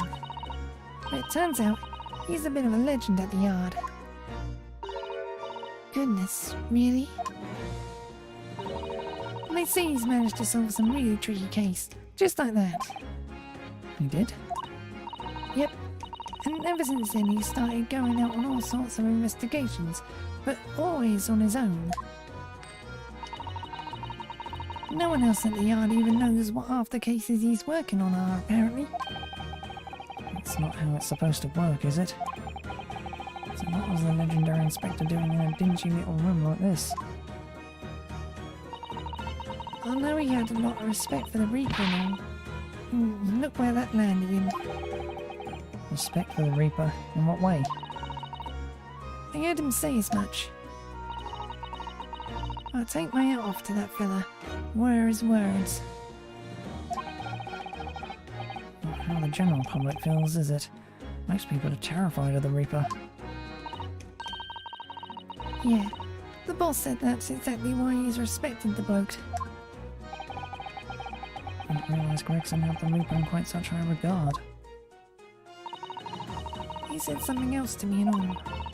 But I didn't need to worry about the Reaper, because he only goes after the people what are bad. Did kind of set my mind at ease when he said that. Right.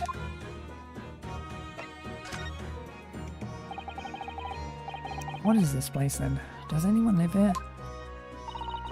Apparently it's being rented by some cove called Hugh Bone. Hugh Bone?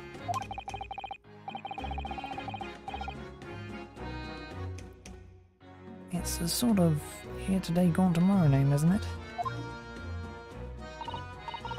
Yeah, he's what we call an unidentified person. We haven't been able to get in touch with him. I see. Judging from appearances, to say this place hasn't been lived in for a long time, if ever. Right. All the lads from the yard piled down to get stuck into the investigation. There's so little here, no one knows what to do with themselves. I do wonder. Yes, Mrs. Addo? Well, could it be that this Hugh Bone is in fact Inspector Gregson himself? What? How could that be? Well, if he was investigating on his own, it's quite possible that this was in fact some kind of secret office of his. I'd never even considered that. Nice work, Suze. We're actually following the line of inquiry like that ourselves. You what? You look around the room, you'll see there's a few things that hint at it. You should really investigate this place in detail.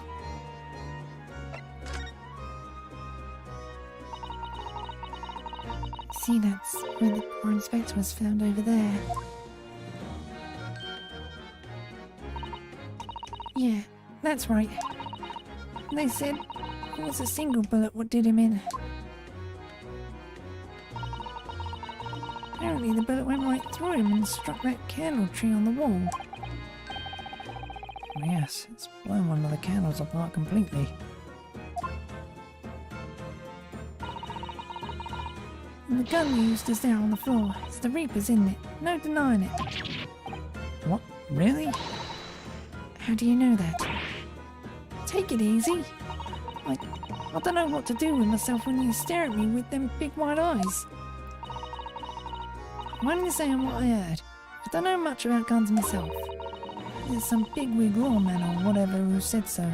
Why don't you ask him? Bigwig lawman, is it?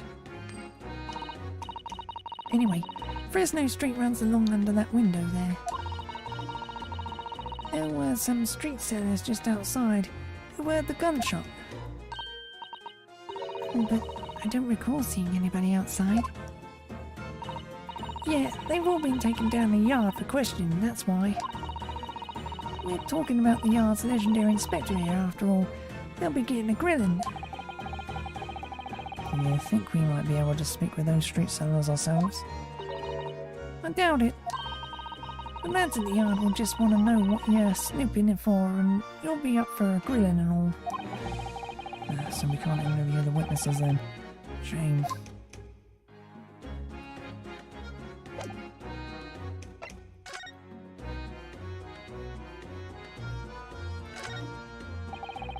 Empty fireplace makes the room feel even colder than it would be otherwise, doesn't it? It's thick with dust. Look. I think it would be fair to say that it hasn't been used in a very long time. In other words, whoever lived in this room must have been extremely hardy in cold weather. Well, nobody lived here at all. We merely visited when the occasion arose. I would like to see which is more likely.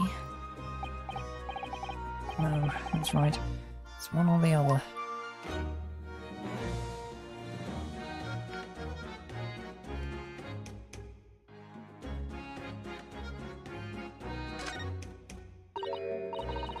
Oh, it's photographs then. I suppose it must be a picture of one of Inspector Gregson's family members. What's the matter? Why does it look like they're about to pop out of your head? They are. Look, Mr. Naruto, quickly. Why do I feel like this woman is familiar somehow? Of course she's familiar. We met her only this morning. Ugh. It's... Miss Vigil. This makes no sense. Why would there be a picture of Miss Vigil in here? To be frank, I don't think I've ever been more stumped. I'm sorry to say, but I have no idea either.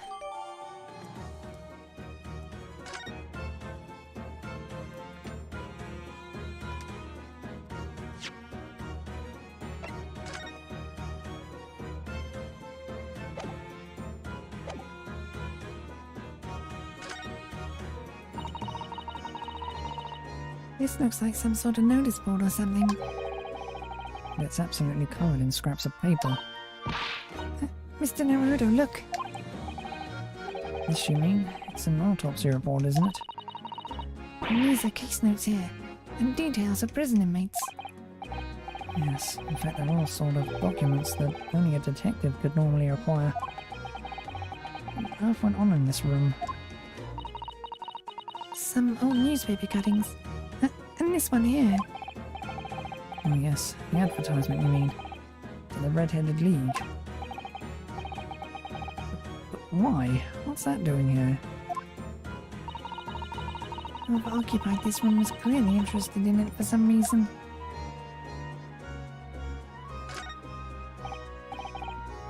Excuse me. Oh, Inspector. Oh, sir. Oh man, he can't possibly be able to focus on investigating when he's so upset.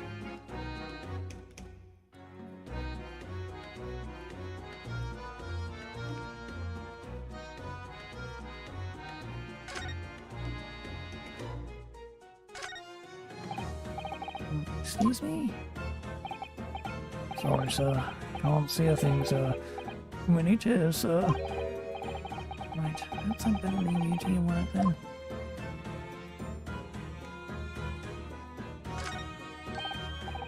Oh, what's this? It would appear to be a little model policeman. It's rather charming, isn't it? In a way. Seeing as it's on the floor here, do you think it belonged to Inspector Gregson? It's a little hard to imagine Lord Van Zeek's playing with something like this. It's only about 8 centimeters tall. Could have fallen out of someone's pocket, I suppose. I think we should record it as evidence, just in case. Yes, I agree. It's rather delightful after all, in a way.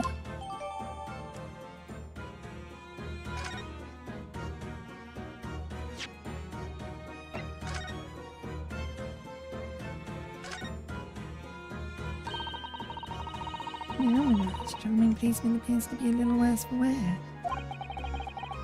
Convinced about the charming part, but yes, you're right. Well, it looks like it's been fairly heavily manhandled. It's as if somebody has enjoyed twisting it around and around for fun. Shall we try twisting it around and around too for fun? What's that? It appears to be some sort of key. It's tiny though. Couldn't be a key for a door.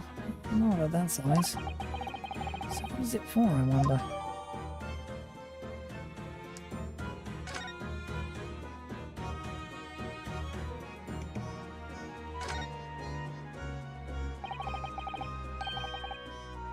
This looks like some sort of key. Yes, it does. Very tiny and simple key. It's a little key doing inside a figurine of a policeman in the first place. What's it for?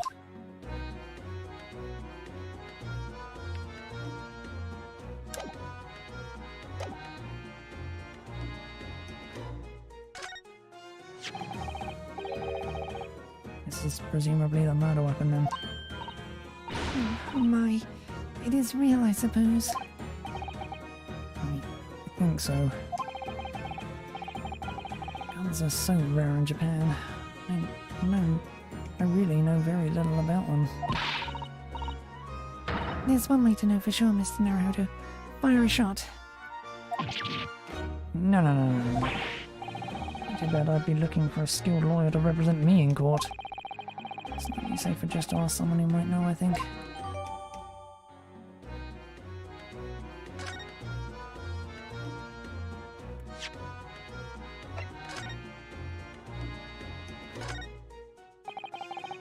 Find anything out of place.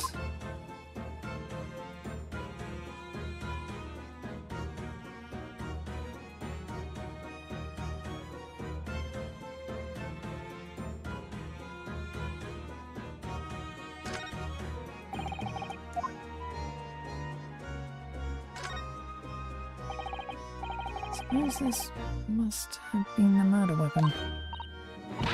Oh my. It is real, I suppose. I think so. As it's so rare in Japan, I really know very little about them.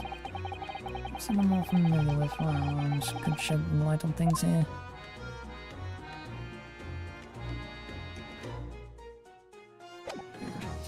Okay, whatever. Since we came in here, I can't take my eyes off this thing. Oh, funnily enough, neither can I. It's a hairpiece, isn't it? It is. Bright red hairpiece. I suppose the fact that it's right here next to where the body was found means we have to accept that Inspector Gregson wore wigs, does it? And such a flame-coloured red too. Yes, that's a colour we've come across very recently elsewhere, isn't it? Exactly. This is a vital clue, I'm sure of it.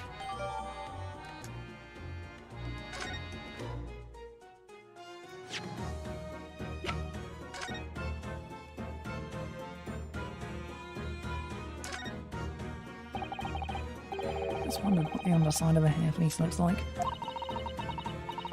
That doesn't surprise me at all, Mr. Naruto. You always want to see what lies beneath, don't you? Not sure that's quite how I'd put it. You must have to use a lot of bird lime to keep it in place on your head. So it doesn't get blown off in a gust of wind, I mean. That might be a little inconvenient when you wanted to take it off again, don't you think?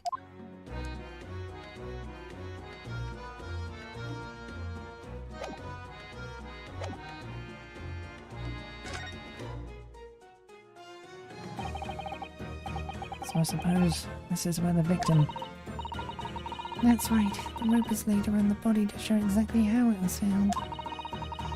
Or Inspector Gregson himself has already been taken away. Probably under Dr. Sai's scalpel by now, if not for what happened last week. From the shape of the rope, it would appear that the inspector was curled up in a ball.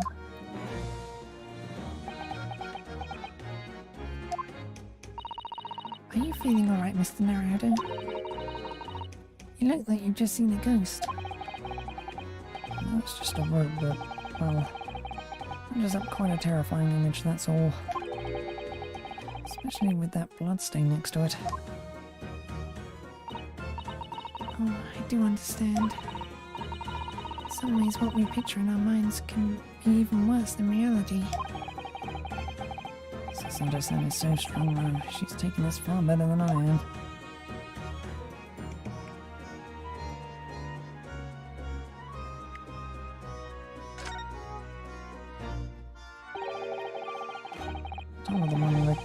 The top of one of the candles in this candle holder has been completely blown off. Yes, there's wax splattered on the wall behind, look. I suppose if a bullet had hit it. It does seem likely that the bullet hit the candle. Having first passed through the inspector's body. Ugh. That wax on the wall looks like blood to me.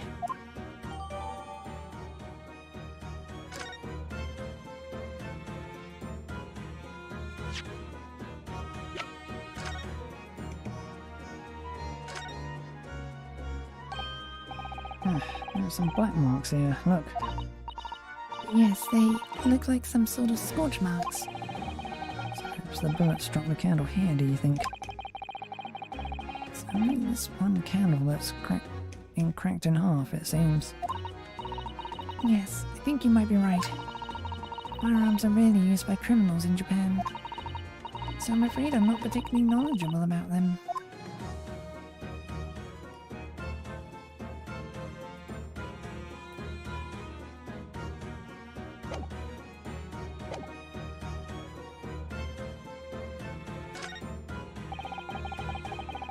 Somebody very haphazardly nailed those boards over the broken glass, haven't they?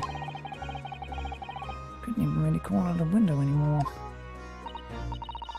Well, if you remember the window in Mr. Natsume's room, that was totally blocked up with bricks. This one does at least still let sunlight in. I could say nothing more about it. Starting to feel even more sorry for Mr. Natsume now.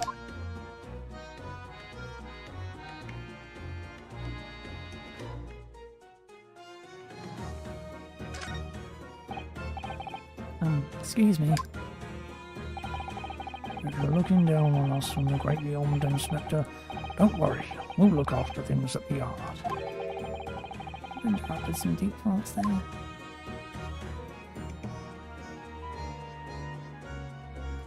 Nothing else?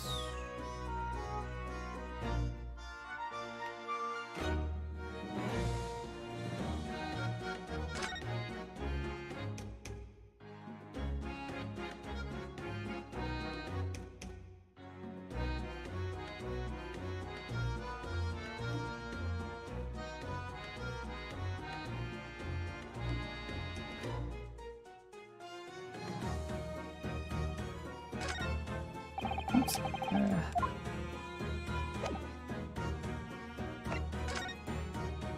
Oops.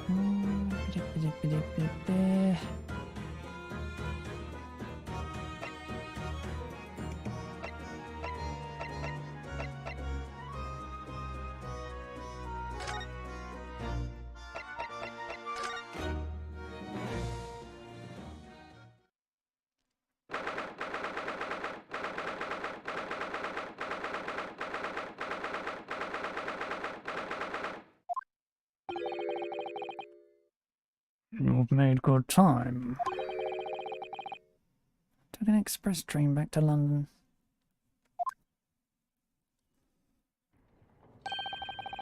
Hey, Lord Strongheart, can you? Yes, it sounds as though he's talking to someone.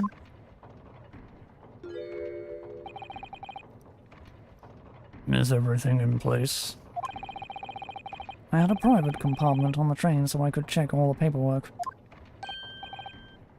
It's Kazuma-sama.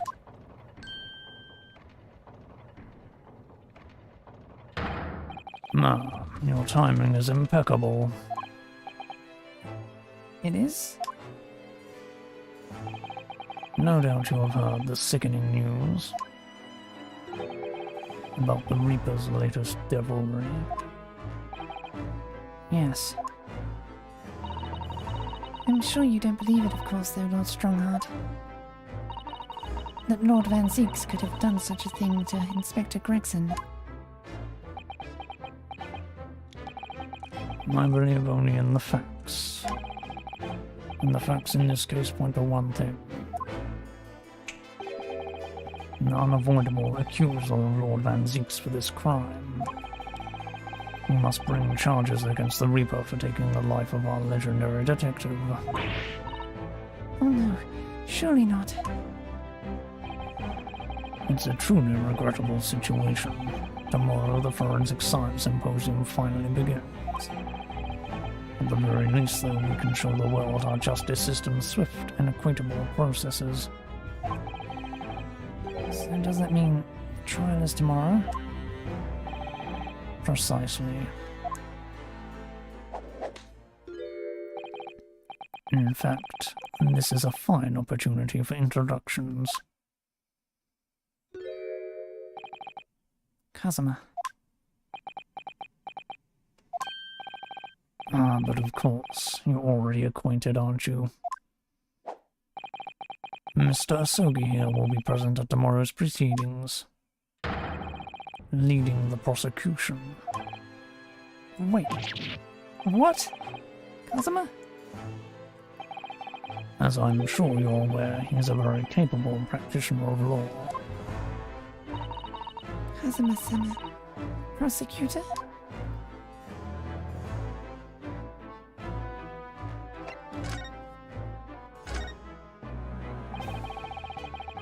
I'm sure you can imagine that tomorrow's trial will be closely followed all over London.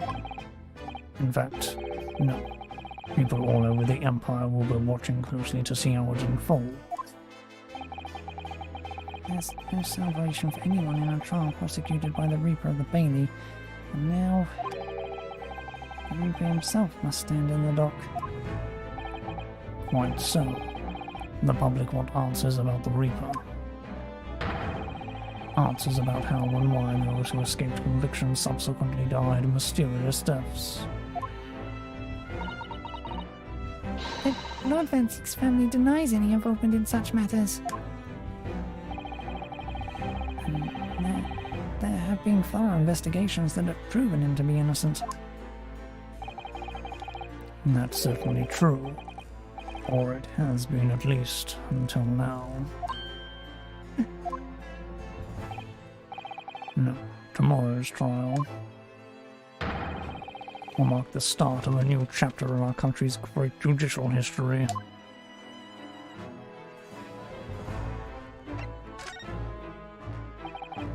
So, Kazuma will be prosecuting tomorrow. That's right. But he's a defense lawyer, Lord Strongheart. Accomplished young law practitioners cannot pick and choose their role. And imagine what it will mean for the prosecution to know the strategies commonly employed by the defense. A devastating combination, wouldn't you agree?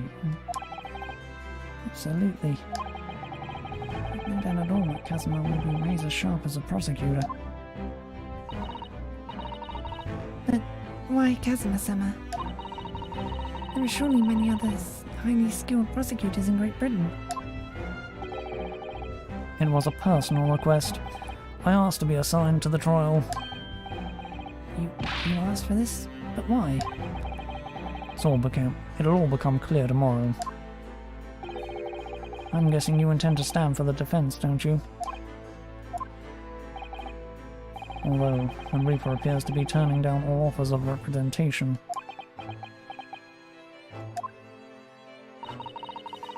I'm surprised such a personal request would have been upheld.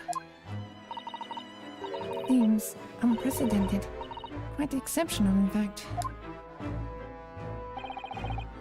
You are quite right, Miss Mikatoba. Tomorrow's trial will be unprecedented and exceptional in every way. After all, the accused is one of Britain's greatest prosecutors, the pride of the Empire. It would be unwise to give the public a reason to perceive it as in the judiciary closing ranks. So that's why you're happy to let a foreigner handle the prosecution. Ryunosuke, let's see how your skills have been honed after practicing the law in this land for so many months. Kazuma, I don't understand why you're being so hostile to me now. This isn't going to end well, my friend.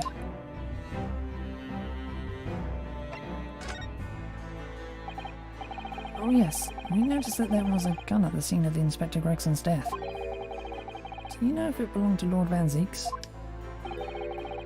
That would be a question for the lead detective investigating the scene. Well, the thing is, she wasn't sure. So she told me I should ask somebody higher up who might know. That's right, Mr. Naruto. Be direct. It's certainly a moral that's issued to all personnel involved in law enforcement, yes.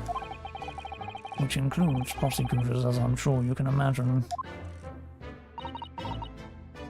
In that case, it could actually have belonged to the victim. No, Gregson had his gun on his person. What about Lord Van Zeeks? He claims it's currently not in his possession. What? According to his story, he lost it. In short, it's more than a little suspicious. But just because the gun in question is the same type as the defendant's, is no proof that it's actually his. No, of course not. Nevertheless, the situation is grave for Lord Van Zeeks.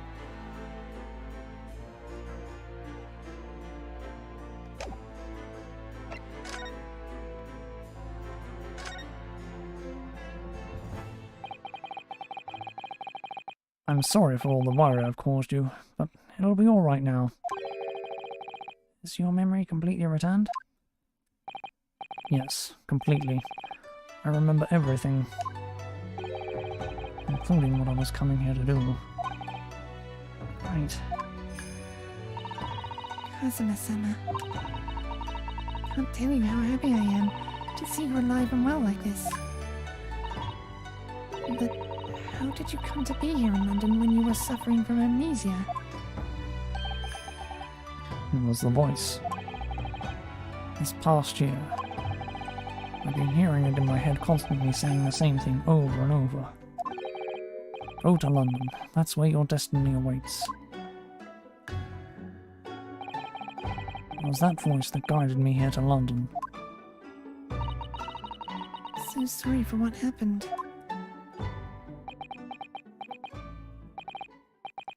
Anyway, my memory might have returned to me. There's something that will return to the way it was before. What do you mean? I'm a prosecutor now, so I'm sure our paths will cross again very soon.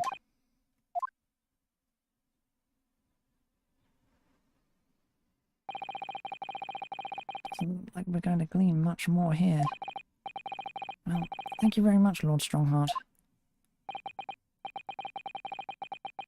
Remember, tomorrow's trial will go down in our Empire's history. And there's much you could learn from the public gallery.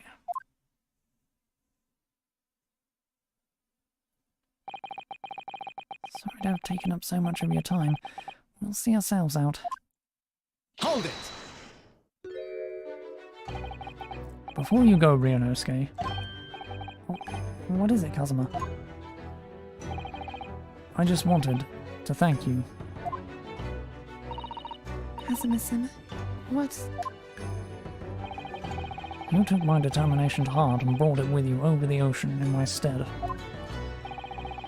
You carried out my role to perfection. You always were intent on studying British law in order to change our own justice system. It was your dream, and Mr. Naruhodo didn't want that to die with you. Yes, but I had another purpose for coming here. Oh,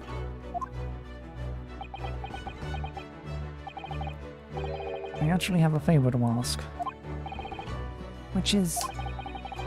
This trial I'll be prosecuting tomorrow. I'd like you to be there to see how it ends. Right in front of me, as the defense counsel. Oh my, what's this all about? I know you have what it takes. But Lord Van Zieks would never put his fate in my hands. On the contrary, he recognizes your talent. It does? It's not easy to see behind the facade sometimes. Here, have a look at this.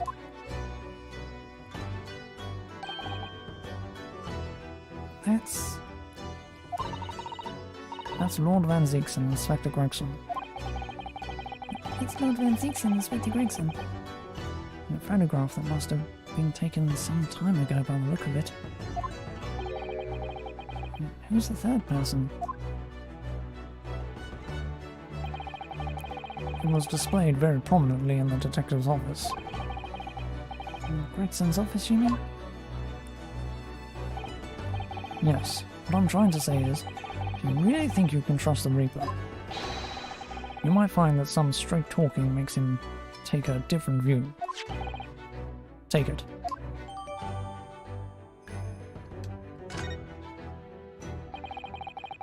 I don't understand.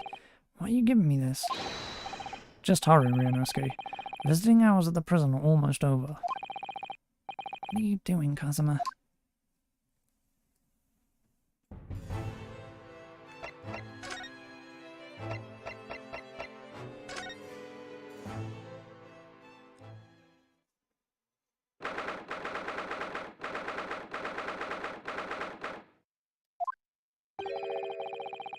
Van Zieks is still reading that letter.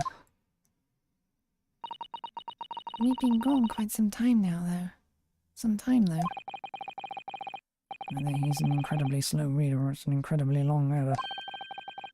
He might even be able to read English faster than he can. I was intending to ignore you entirely. But I can't turn a deaf ear to such an insulting Nipponese. Such an insulting Nipponese. But I can't turn a deaf ear to such an insulting Nipponese. Sorry, I didn't think you'd hear that. I had the case notes brought to me in secret. I was reading them to pass the time. Yes, we heard that your trial is set for tomorrow. Which is none of your business. So, have you found a lawyer? How many times must I reiterate the same thing? This has nothing to do with you. In other words, no. We were just talking to Lord Strongheart and the prosecutor for your trial has been decided. I'd expect nothing less, though I have no idea who it is. It's going to be Kazuma Asogi. Asogi? The colour drain from his face? Well then. It seems I'm going to have to engage in conversation with you again after all.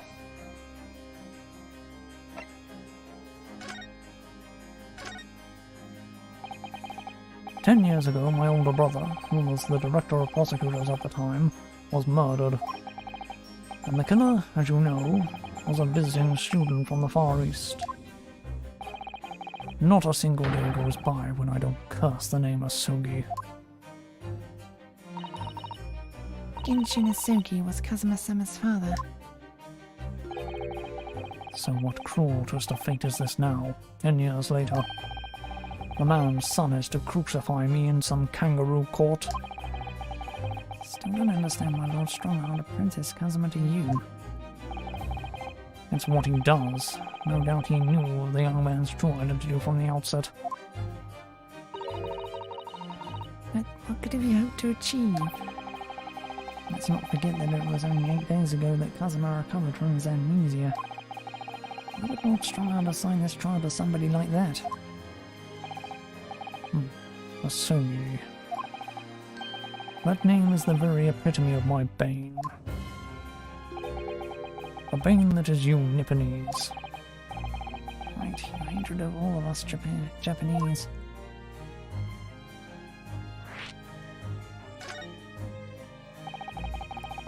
I'd only just been appointed as a prosecutor when it happened 10 years ago.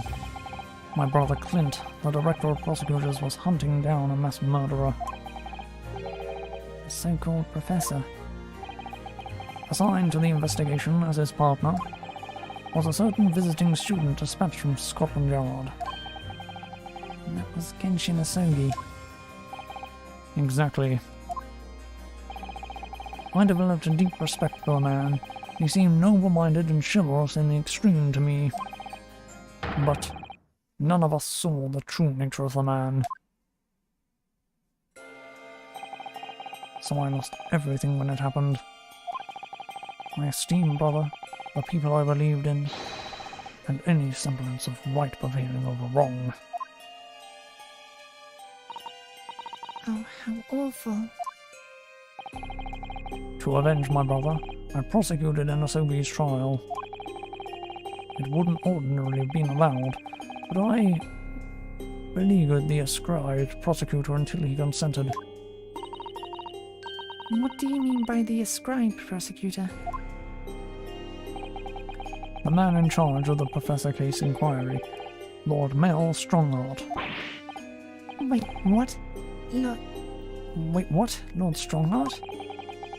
He was a highly accomplished prosecutor, but he agreed to relinquish the trial to me and act as my advisor instead.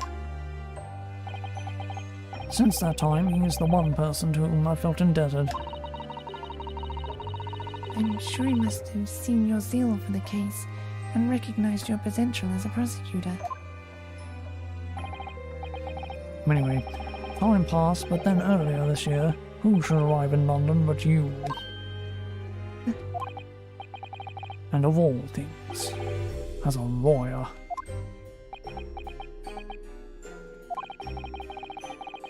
Not your animosity the first time I ever faced you in the courtroom. Your obvious deep loathing of us Japanese. I kept telling myself it was logical. But for so many years that hatred has festered inside me, I could no longer control it. I can understand why now I know the history. But in the same way that I've long felt the Nipponese to be the bane of my life, to Kazuma Asogi I am the bane of his, the reaper who sent his father to the gallows. He's looking for revenge, and he intends to take it in court tomorrow.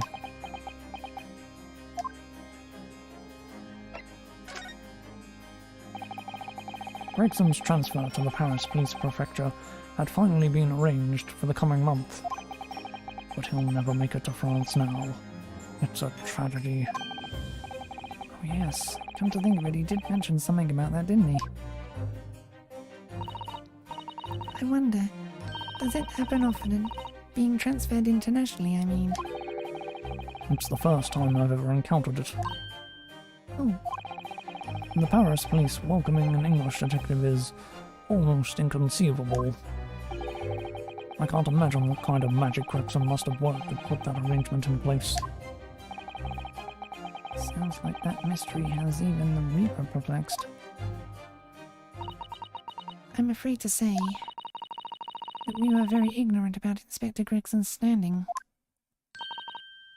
We heard that he was considered something of a legend at Scotland Yard. Again, it was 10 years ago that he first made a name for himself, by uncovering a decisive piece of evidence that exposed the professor's identity. If it wasn't for Gregson's singular approach to the case, the discovery would never have been made. What sort of approach? After my brother's life was taken, the inspector pushed for a full autopsy. Oh my. 10 years ago? Why is that so surprising? Autopsies was considered a desecration of the body at the time, and rarely performed. And my brother was of course a noble, that made the idea of it even more unthinkable. But something Grayson had dug up in his investigations made him determined which was necessary. His powerful conviction somehow influenced the House of Lords, and as a result, I could avenge my brother's death. So, you must have had great confidence in the inspector's abilities then. It's even more inconceivable that you would have taken his life. I don't have confidence in anyone, Oh, and I'm sure Gregson felt the same way. I've no doubt he thought of me only as the ominous Reaper, just like the rest of London. Really went on between Lord Van Zeeks and Gregson, I wonder. What was the true nature of their relationship? Oh, the gun used to shoot the inspector that was found at the scene. Ah yes, that's not mine. Really? Because common opinion seems to be that it is. What do you expect me to say to that? Lord Strongheart informs us that you claim to have misplaced your firearm. As embarrassing as that is, I'm afraid it's true. When did you lose it then? That, I don't know. Oh, I was issued with a revolver when I first became a prosecutor 10 years ago. I must have stowed it somewhere, I suppose, or left it somewhere perhaps. you had something in common with Lord Van Zeeks after all, Mr. Naruto. Talent for misplacing things. No. This has nothing to do with me. Don't drag me into it. Don't make the mistake of associating me with this Nipponese. Oh dear. The rift is very wide, isn't it? So it's not decisive evidence, clearly. It doesn't look good, that's for sure.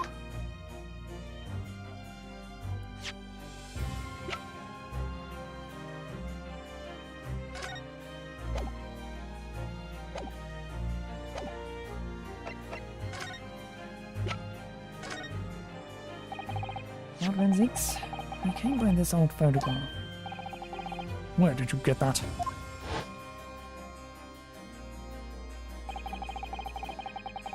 It was taken when I became a qualified prosecutor. It's almost unbelievable. I assumed it was long lost. Is the man on the left there? Yes, that's my brother, Clint.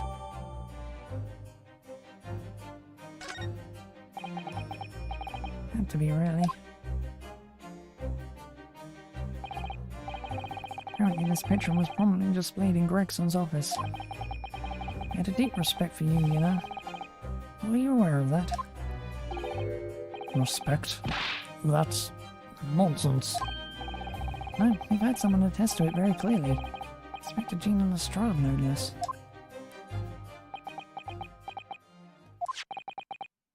Well, maybe once, yes. There was a time things were like that. We were brothers in arms, jovially discussing the future of justice and other such lofty subject matters. And that was a nice glimpse of the past. I thank you. I guess I got a nice glimpse of the past then too. There's a glimmer of light in his eyes. Brief twinkle. An insight into the true nature of this man known for all as the stone-cold Reaper of the Bailey.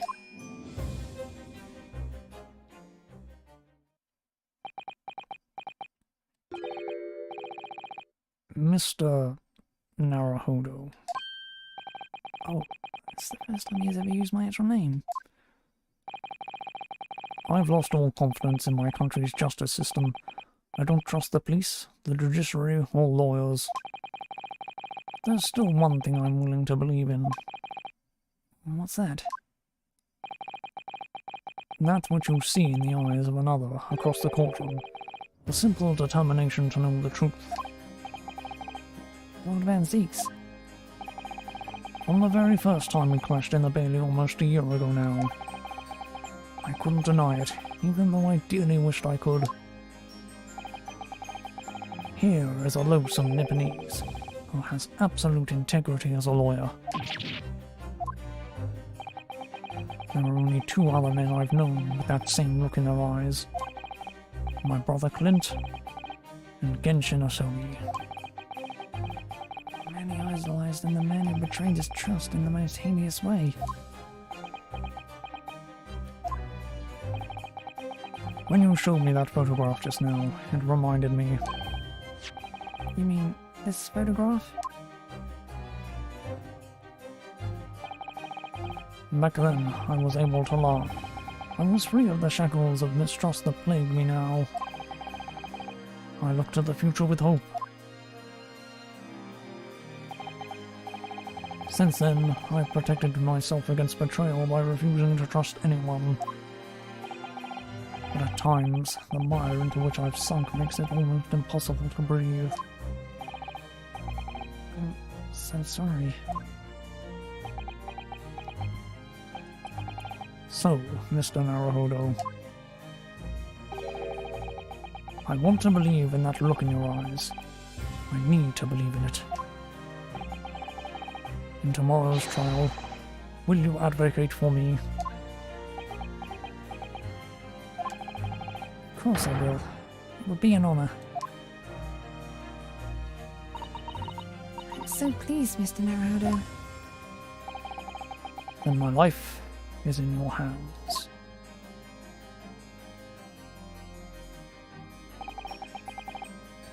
Lord Van Zeeks. It must have been an incredibly hard thing to ask. Just why I simply cannot let the man down. Tomorrow in the Old Bailey. It's my old friend Kazuma.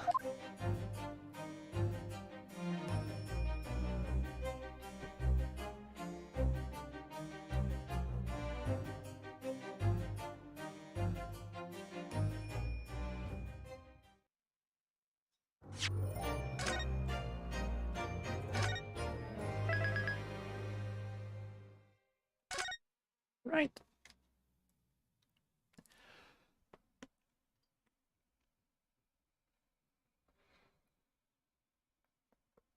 Kind of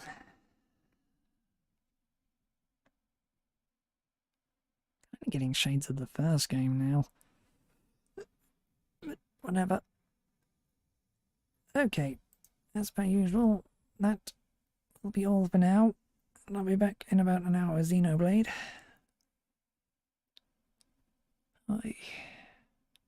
Thinking about what I gotta do today. Anyway, that will be all for now then. Bye.